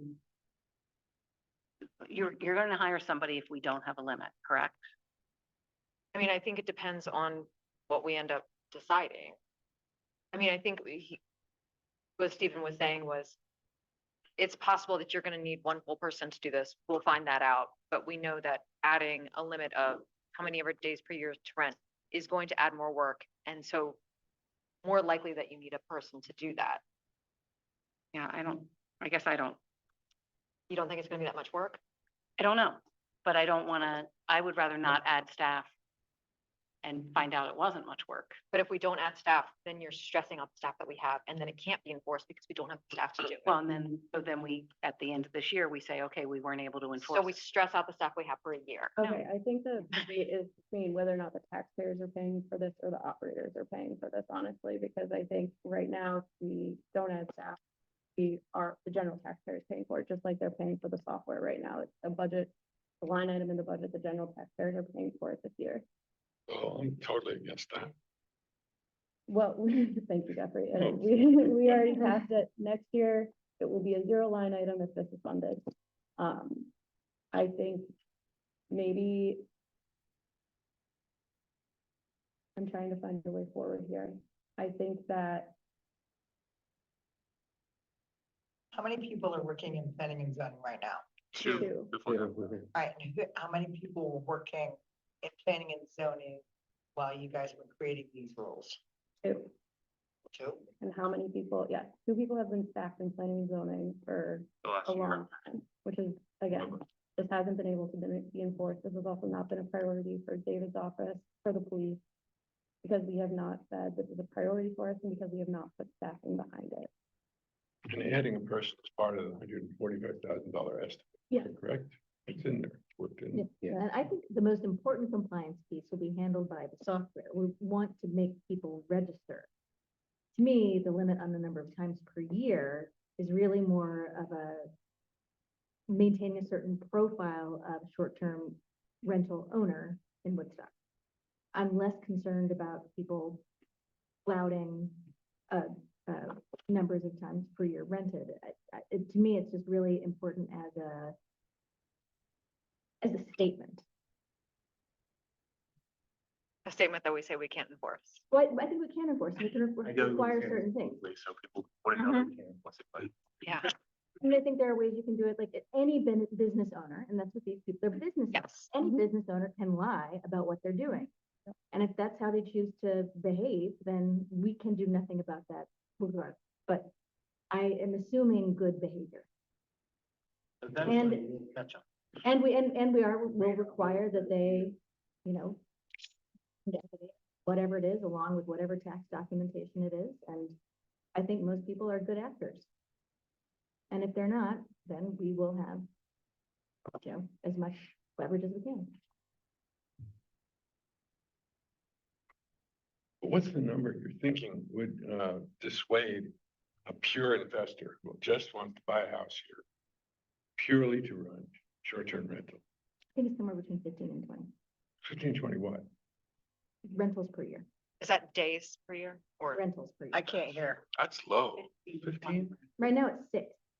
In the village. Yeah, I know, but changing this structure. And does that mean, I'm sorry, is it 50 rentals per year? Does that mean 50 days per year? 15 rental occurrences per year. with a Okay. 2-day minimum. Okay, so that a rental occurrence could be 2 days, it could be 2 weeks. It could be 2 days, it could be 29 days, anything below 30. Okay. We're getting a look back there. Oh, okay. I feel like that's low. Too. Especially for Charge. the fees we're gonna charge. Gonna charge. And second, I've been listening to the public comments. They have like 8 weeks here of the foliage, and they've got 6 weeks here in May, and they've got, so there's, We'll make it 30, make it whatever it is. I was just throwing out a number to start the discussion, whatever. it yeah, is. I'm just saying. Harry, would you be against like just nights instead of like 15 days, it'd be 50 nights or something like that? Okay. Maybe that's a better way to view it of how many actual times you could rent it out. That makes the math, easier. You know, Yeah. that it costs $500 a night. Yeah. Then that makes it easier to enforce. Yeah. So what would that be? So what do you think it would be in days? That would be Maybe it's half a night a year, something like that. 150 nights? What's 175 nights? Wait a 180, second. 180 180. or 200? Those three. So- 200, we're not 300, we're not 364. You got- Days, 140 nights, they do. March and a April. week, So there's right? like 60 days right there. Third is 121 I can't days. imagine. Maybe March, beginning of March for the end of ski season, but Stephen or Frank or Laura, did you guys find in looking at any other towns that have ordinances, do they have caps on the amount of rentals? Any sort of best, yeah, just any kind of best practices? No, there's not a, Do they have a limit at all? no, it's Well, usually, I mean, I know where my son lives, they have. it's by segments. zone, yeah. it's Because by I was zone. listening to, I was overhearing a conversation with a realtor showing someone a house and they were like, well, if you buy there, you're only gonna be able to rent X amount, but if you buy over here, you're unlimited. So I think that It's a lot by of zone, them yeah. have limits. It is by zone, but yeah, I mean, I think again, the argument is like how we're gonna enforce it. And most of the towns and the cities that we looked at, you know, the big difference is between what is considered an owner occupied and a non-owner occupied, because the impact is considered greater with a non-owner occupied. A lot of the towns that have ordinances aren't enforcing them. I mean, that's the state of it. And Killington has the software. They charge fees, they do not enforce this.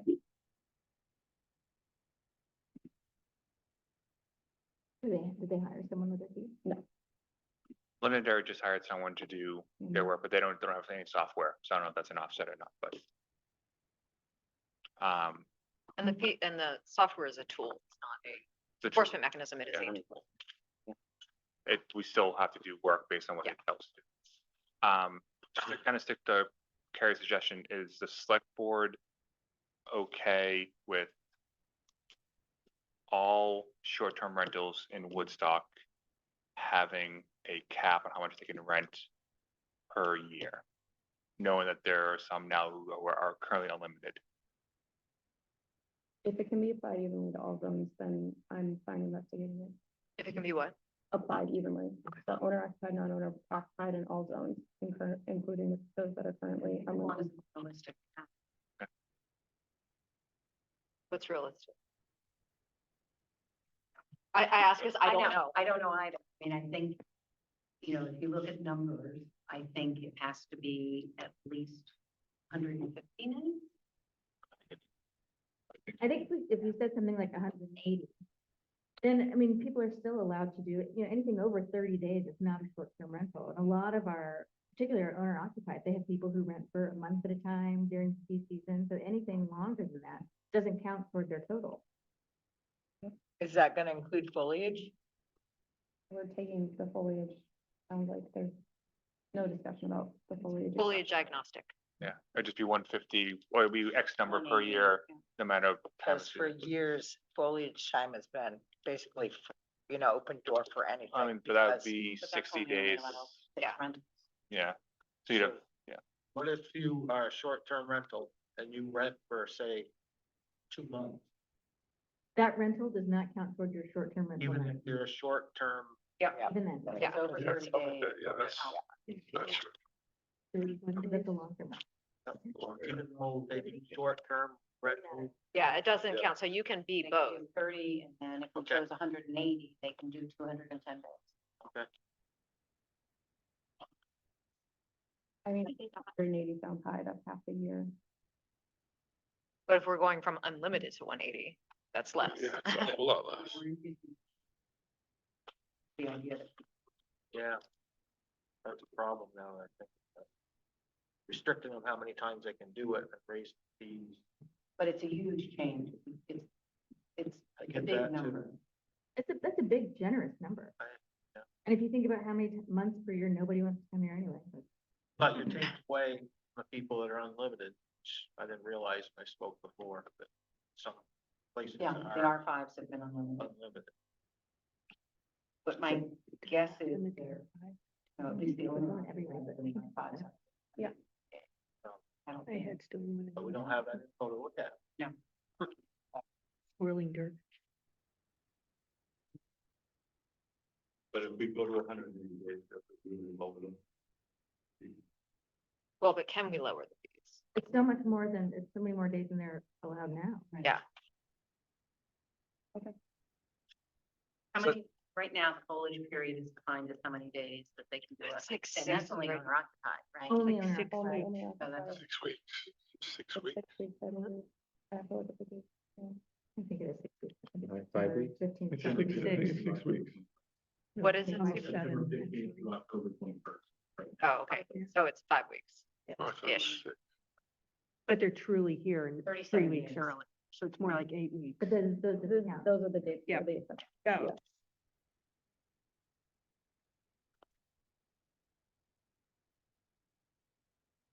Anybody else like 180?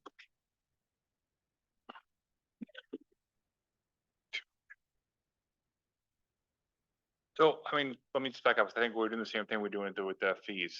I think You want a range? not a range, but we're saying if we first agree that both boards are okay with limited amount of times per year. If everyone's okay with that, then I think we talk about some kind, I mean, what does 180 to 200 really mean in the grand scheme of things? Especially if we're not fully enforcing it or we're trying our hardest. So I think the first question is, are we okay as a joint board with having a limit on how many times the short-term rental can rent it over the course of a year? And if the answer is yes, then we can kind of drill down to what number should be. If the answer is no, we can go back to kind of that larger conversation at all. So for village short-term rentals, it would be a dramatic increase in how many times they could rent it. For town, it would be outside of the R5, it would be a massive increase. And for this one zone, it would be, in theory, a decrease from unlimited to an X amount. So I'm gonna go back to what I said earlier, which is if we have absolutely no way to monitor with the software, how many times somebody's renting, are we gonna pay a spy for 180 days to watch and see if somebody's renting? So, Makes no sense. so that was the original proposal of the planning commission, to not have the limits. Right, I agree. To not then have to worry about investigating it. Yeah. I think what the planning and zoning director said, and I think Carrie said as well, is if we want to actually have a limit and enforce it, we're gonna need staff to enforce it. And we're gonna need staff to do this work anyways, regardless of enforcement. The more we want our staff to do with this ordinance, the more staff I'm gonna have to follow through with that. And that's just- possibly the more owners of a process for owners. Because if they have to then submit reports or whatever's decided, that is then more work for the owners. It's more work Well, it's for, supposed to be submitting reports now. Yeah, which I do, but. And I mean, everything should, everything should be, anything that's rented, the fire marshal should give an okay on it. I mean, it's just normal proceedings. Well, the fire marshal, do that. What's that? Fire marshal do that in the ordinance too. But I'm just saying, yeah, it's normal operating procedure, really. Nothing out of the ordinary. If we can come up with a rate, that fees that are reasonable, I promise. I would just have to see the process or proposed process. To do the best that we can, knowing that we're not gonna grab everybody and you can't make everybody comply. Right. And then again, in a year, be able to look at it again and say, is it working, is it not? Okay, so let's say in a world, we have a cap at 55. Limited rentals per year of 180 nights per year. And then we go back to the fee structure for that. And we saw it at Laura's, which 500, 1,000, 250, 1,000, depending on occupancy. That gets us to 151, 50. Yeah, and I think that 100. Yeah, I think that assumes that the profile will stay the same for the people applying for the permit. Do you think that'll change? I mean, just for hypothetical numbers, you're allowed 180 nights and you charge $150 a night, that's $27,000.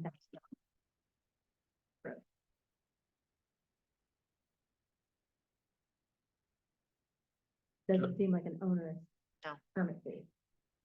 So Laura, your comment, based on everything, no, I don't want to call you up, but based on everything, everything you guys have done, you are the experts in this at this table.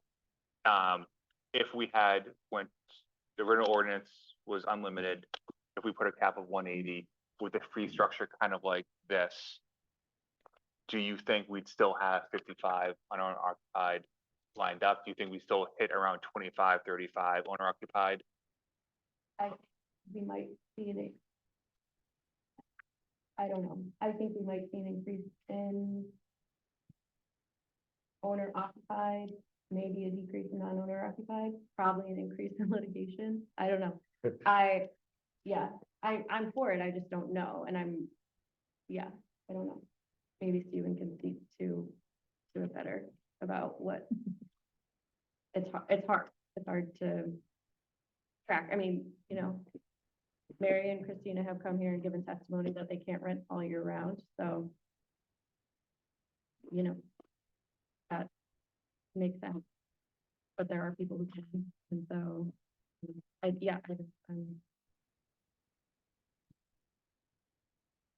trying to collect more data on it if there was a way to. I don't.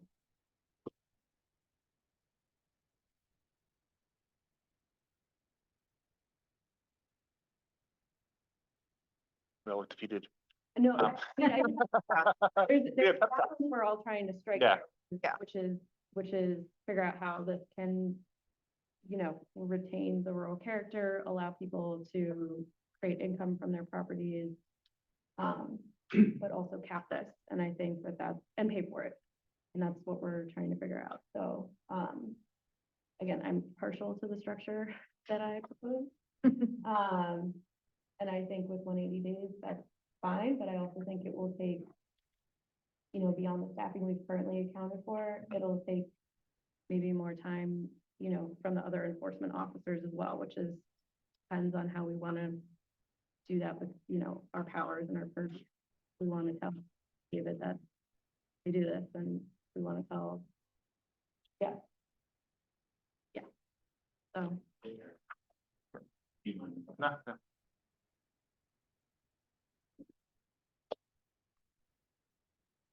Sorry, y'all, I'm trying to I couldn't be further away in the corner to let you just debate this without me interrupting.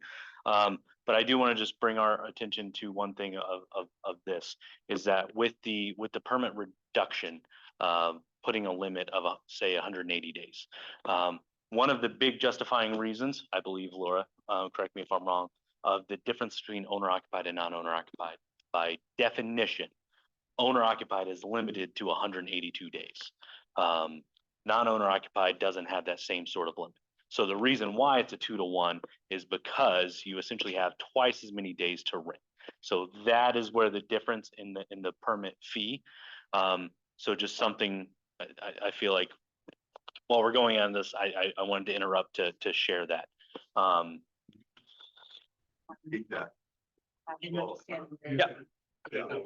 Yeah, so for owner occupied is just submitted homestead declaration. By the definition of what a homestead declaration, that limits you to renting 182 days per year. As a non-homestead, you are not limited. In theory, you could rent 360, I don't know why anyone would ever want to do that, but you could rent 365 nights per year as a non-homestead. So therefore, your automatic economic difference is 2-to-1 on just the possibility. Is that renting the whole property or renting a portion of the property? Renting the whole property. So a homestead though could still rent a portion of the property for more than 160. Correct. And currently both the owner occupied and the non-owner occupied are both limited to 6 in the village. And Yep, and then it gets, Then it gets 10 in pretty some big. areas and 15 in some areas. And so currently they're the same.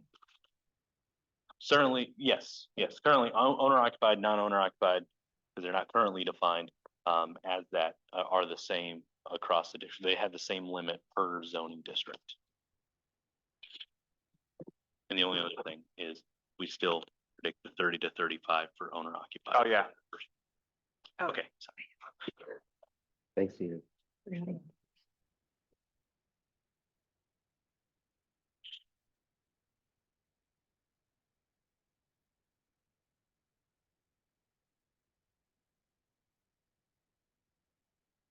So my question for the boards right now, we have about 20 minutes left before there's a meeting at 7:30. The original recommendation by the planning commission was to have this ordinance being voted on by May 1st.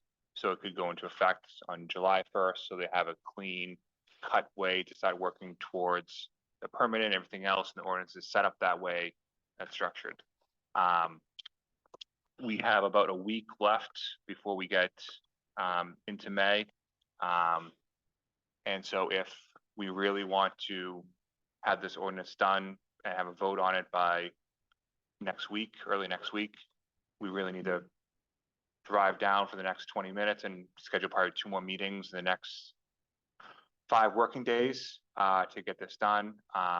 The other option is we can kick around some ideas and have either the boards, myself, the planning commission, planning and zoning, go back and bring some more information to the forefront. But I did want to kind of make everyone aware of the timeline we're facing right now. So if we really want to get this done, I think we should really kind of drill down, or, you know, keep having this kind of overview conversation with the assumption that we can set a different timeline going forward. Well, I'm fine with the 180. I'm not fine with the owner occupied fee. I think $500 for owner occupied is good. Instead of 750. So you'd like to see the permanent fee for, or if I go down to like 250? 250. Can we see what those?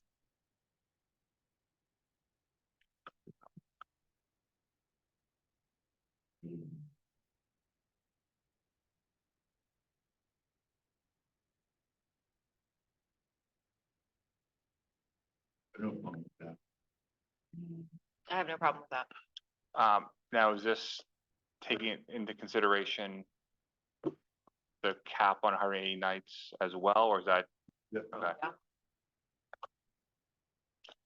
Jeffrey? I'm just concerned that doesn't supply enough money for what planning and zoning is telling us they need to enforce and regulate this. Well, so this is with 35. Right, which is where we are now. Yeah, so what is Where's it? the rest of it?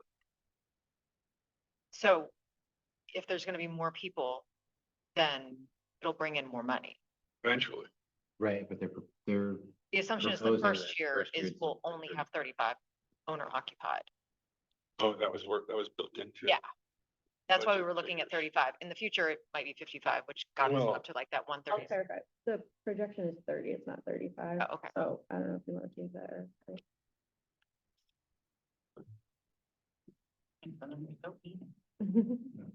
Even numbers, done.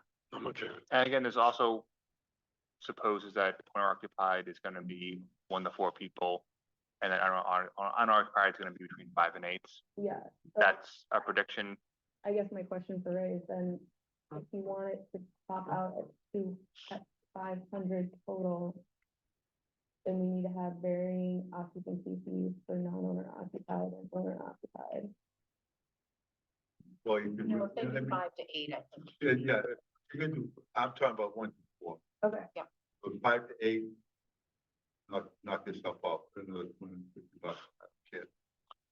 Well, we do want to care, just because, But no, I know, but you know what I mean? these fees have to be reasonable Right. to what it costs to run the program. I would say when it costs twice as much for unowner occupied, or they can rent twice as much, that's a reasonable thing to make use. More saying it's now a quarter less to do owner occupied versus unoccupied. Like, we can't just have fees to have fees. They have to be reasonably expectation of what it costs to run the program.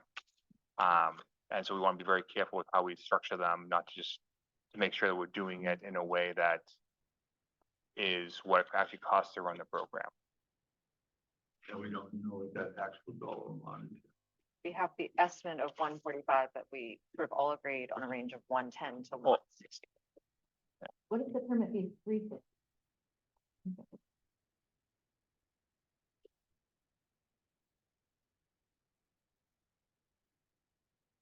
I mean, it's more the spirit of the fees, making sure they're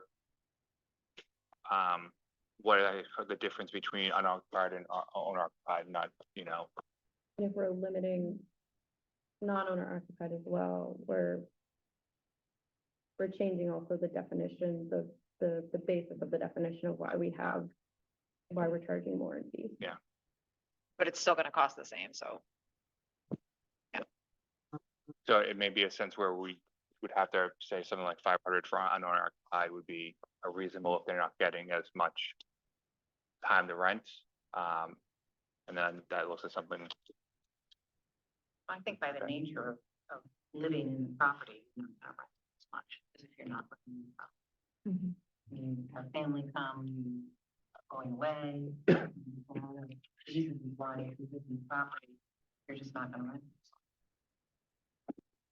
Yeah, but the fees are not for how many times you're renting it. It's what it costs us to administer the program and what it costs for us to administer the program for unoccupied and occupied, and then what they get out of the program. And so if we have a limit, like Stephen Lara said, they're going from being able to rent it 365 times a year to going to 180.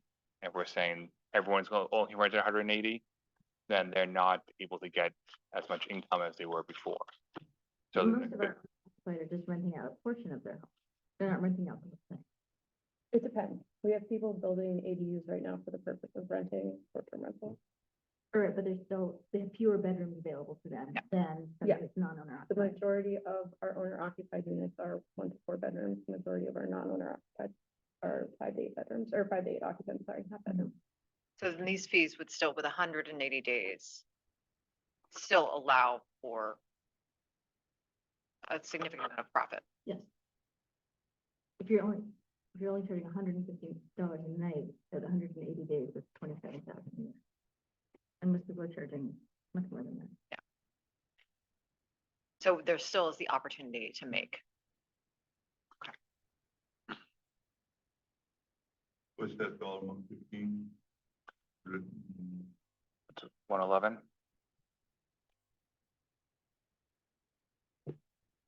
The 30,000 for the software. So yeah, off the top of my head, it was around 30 for the software, around 6,000 for staffing.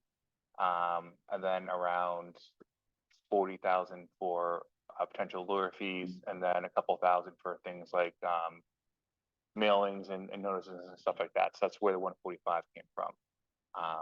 So right now we're saying at 111, which is about a quarter less than what the plan commission recommended was needed.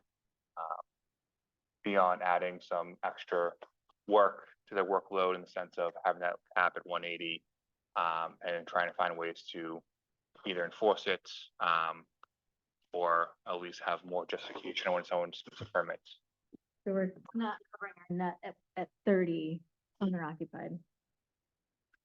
What was estimated by the planning commission is correct, yes. So we're about $30,000 short.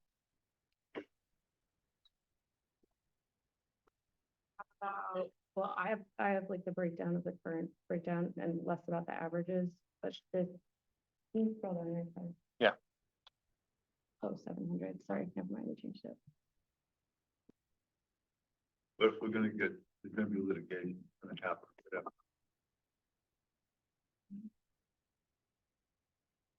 I mean, litigation can happen at any point, any time, as I'm finding out, unfortunately, way too often. No, But, you know, I don't have the numbers in front of me, but my assumption is more legal action happens in the beginning than 5 years down the road. That 111 looks a little low. Yeah, it seems low to me. It's, I mean, I don't want the burden of any of this to fall on the taxpayers. Yeah. but I don't either. We don't need to be in the business of subsidy.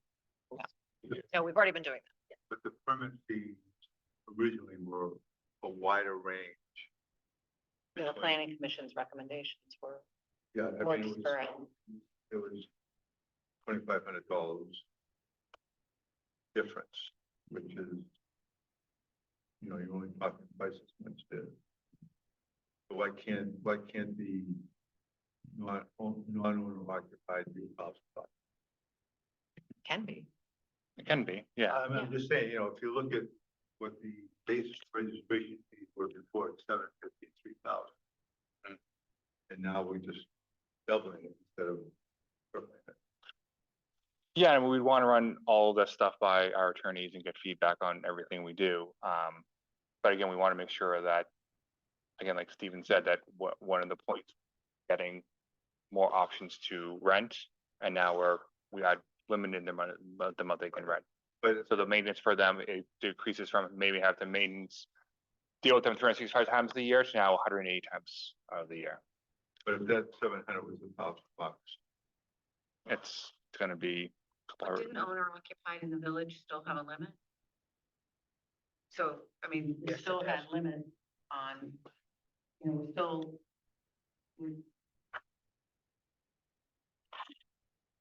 Jet lags. Kidding, but it does, you know, I don't think you can just say, well, we're expanding what non-owner occupied can do. Because we're also expanding what a fair amount of. So owner that's the occupied. case to raise the permit fees for owner occupied then, to higher, right? Because you're saying we're dealing with them more, then the fee should be higher on that end too.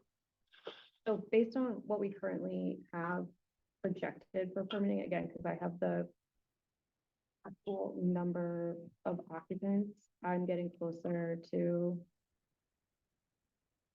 Hold on, I'm just double checking. Yeah. I'm getting closer to 140 based on the distribution of what we currently have.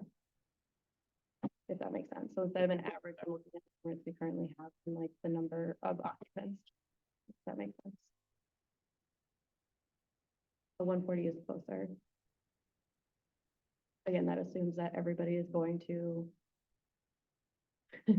And what's a permanent fees you have on that one? Is it 350 and 1,000? Yeah, so, right, I put that in 350, 1,000, and then You get occupancy rate down to actual, 250 from 1 to 4, 1,000, 5 to 8, 2,000, 9 plus. You understand what I'm saying? Instead of you having the averages. yeah, I mean, I get you. Okay, Okay, so, Closer. so again, I think we're always talking about a range, not an exact number, because again, we don't know all this stuff. So what I'm hearing now is, a 55 cap, a limit to $180,000, 180 nights a year. The fee structure that is currently in front on the screen, the permit fee for 350 for unoccupied, 1,000 for non-owner occupied. And then the occupancy rates on the side, 250, 1 through 4, 1,000, 5 to 8, 2,000, 9 plus. And this will go for all short-term rentals throughout the town and village, including R5. And nothing else added or touched to the ordinance as currently presented to you last week. do you want to revisit the waiver for pre-existing legal non-conforming? Because That's in the ordinance, right? we decreased the fees, right? Yeah. So right now, what is it? How many are there? But how many?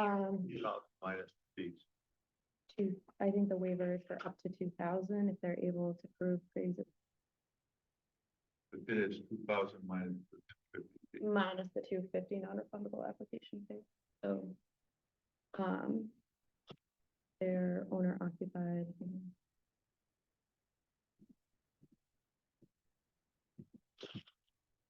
So we could make the waiver.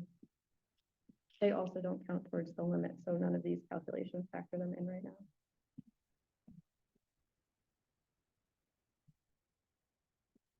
I'd have to double check my math with Ben and Steven, but we could do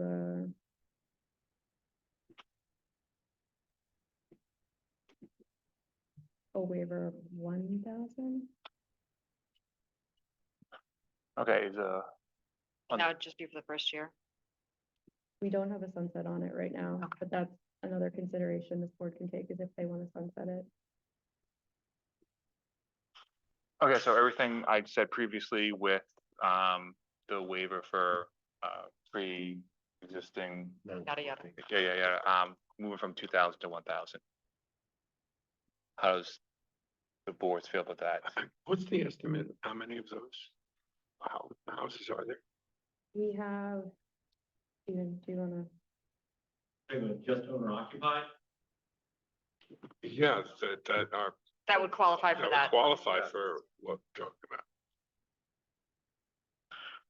Currently in the proposed ordinance, that waiver only applies to owner occupied. I would recommend How many of those? 7 owner occupied and about 13 non-owner occupied. There will likely be, we're anticipating up to between 5 and 10 that we don't know about coming forward. But those could have also moved on, the ones that we do know about. It's about a seven owner occupied, 13 non-owner occupied, who we believe would likely qualify, under the ordinance. Those are in terms of people, ones that register as Airbnb. No, that's a separate.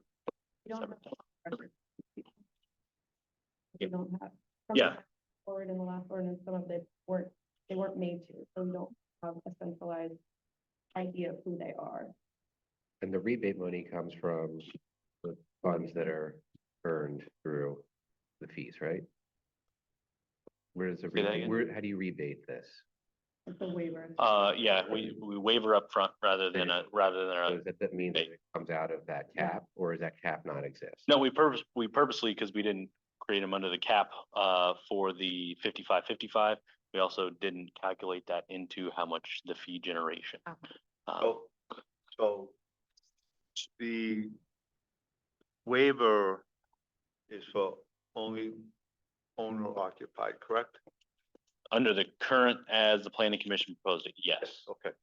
My recommendation would be either have it for both or don't have it. So that could be up to 12, 15 that you think might 20. apply for it. So 20. Yeah, I would say 20 that we relatively believe would qualify under the ordinance. They have to meet the burden of proof that they've been a legal non-conforming use So that's a possibility of $20,000 that we're losing out on. that we're Yeah. losing out on. I think the $1,000 could be less though. You're talking $2,000. We're not even charging that now. I mean, Right. we've lowered the fees enough that So we can get rid of it. I think the fees are low enough now, just. Yeah. Just get rid of. Yeah. The timeline was good. It's all up. Okay, so, recap, 55-55, 180 total, per year, with the fee structure at 350 to 1,000, split, and then, 250 1 to 4, 1,000 4 to 8, 2009 plus. No other stuff. Is that kind of everyone okay with? I know there's gonna be a lot of people that are gonna be upset with the R5 change. And I think that we should publicize this. So- On the listserv or the newspaper or on So our what website. we'll do is, Don't we have another public yeah, hearing so- once it's? So for new person, planning and zoning, and myself will update the ordinance with these. We'll run it by attorney for feedback, and if everything is all good, we can schedule a meeting tonight for vote on the ordinance. As long as we get back in time from our attorney, have it ready, posted, all that stuff.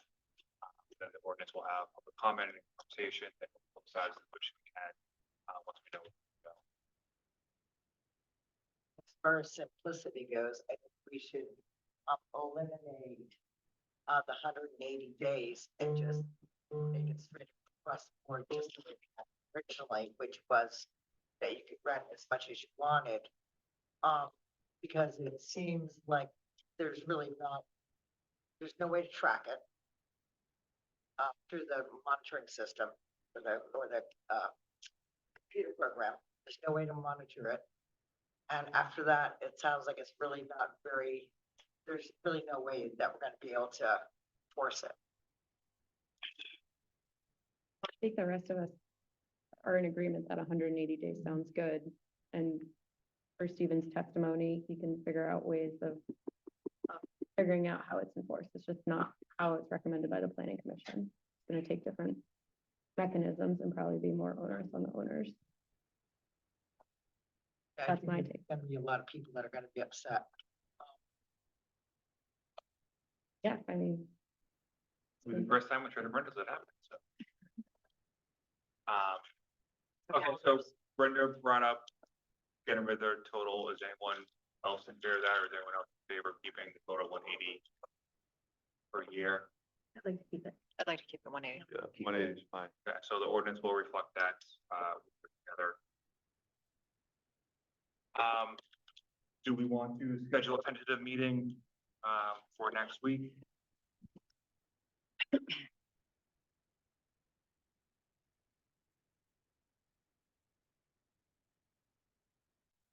So currently I'm showing no meeting on next Tuesday, the 30th. We used to have something. How next long do we Wednesday. think we have to have the meeting? I mean, isn't it just to? It depends on how long the boards want public comment from discussion.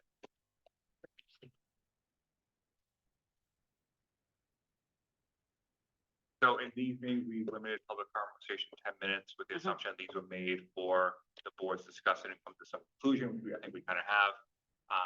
The other meeting, I think typically with the ordinance, you allow for a little more public comment because it is something that's going to go into effect and be voted on afterwards.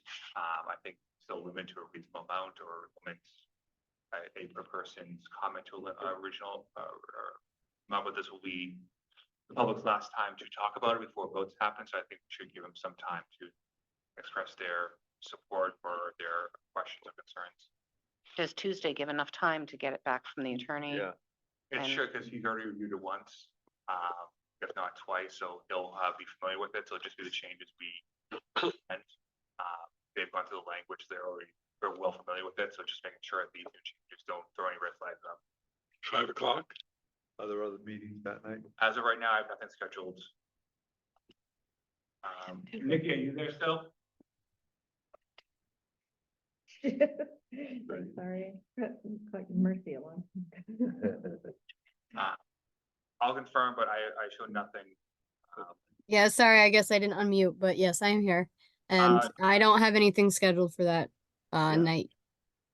So Tuesday, the 30th. What time?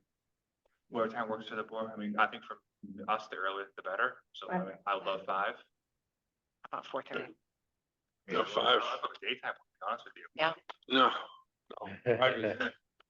Some of us are outreach. So sorry, 5 or 5:30? 5. 5 o'clock will work. Okay, so can we set that up, barring any issues on our end? We will be back here at Tuesday at 5 with, a short-term rental in front of the boards for, discussion and vote.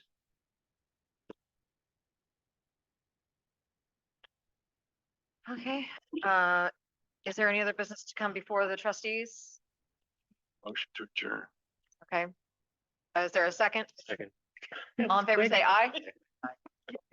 Adjourn for the Didn't even get it out of my mouth. second. All those in favor? Aye. Aye. That was quick. Yeah. I'm impressed. He said second so fast, I couldn't even say it. Well, in fact,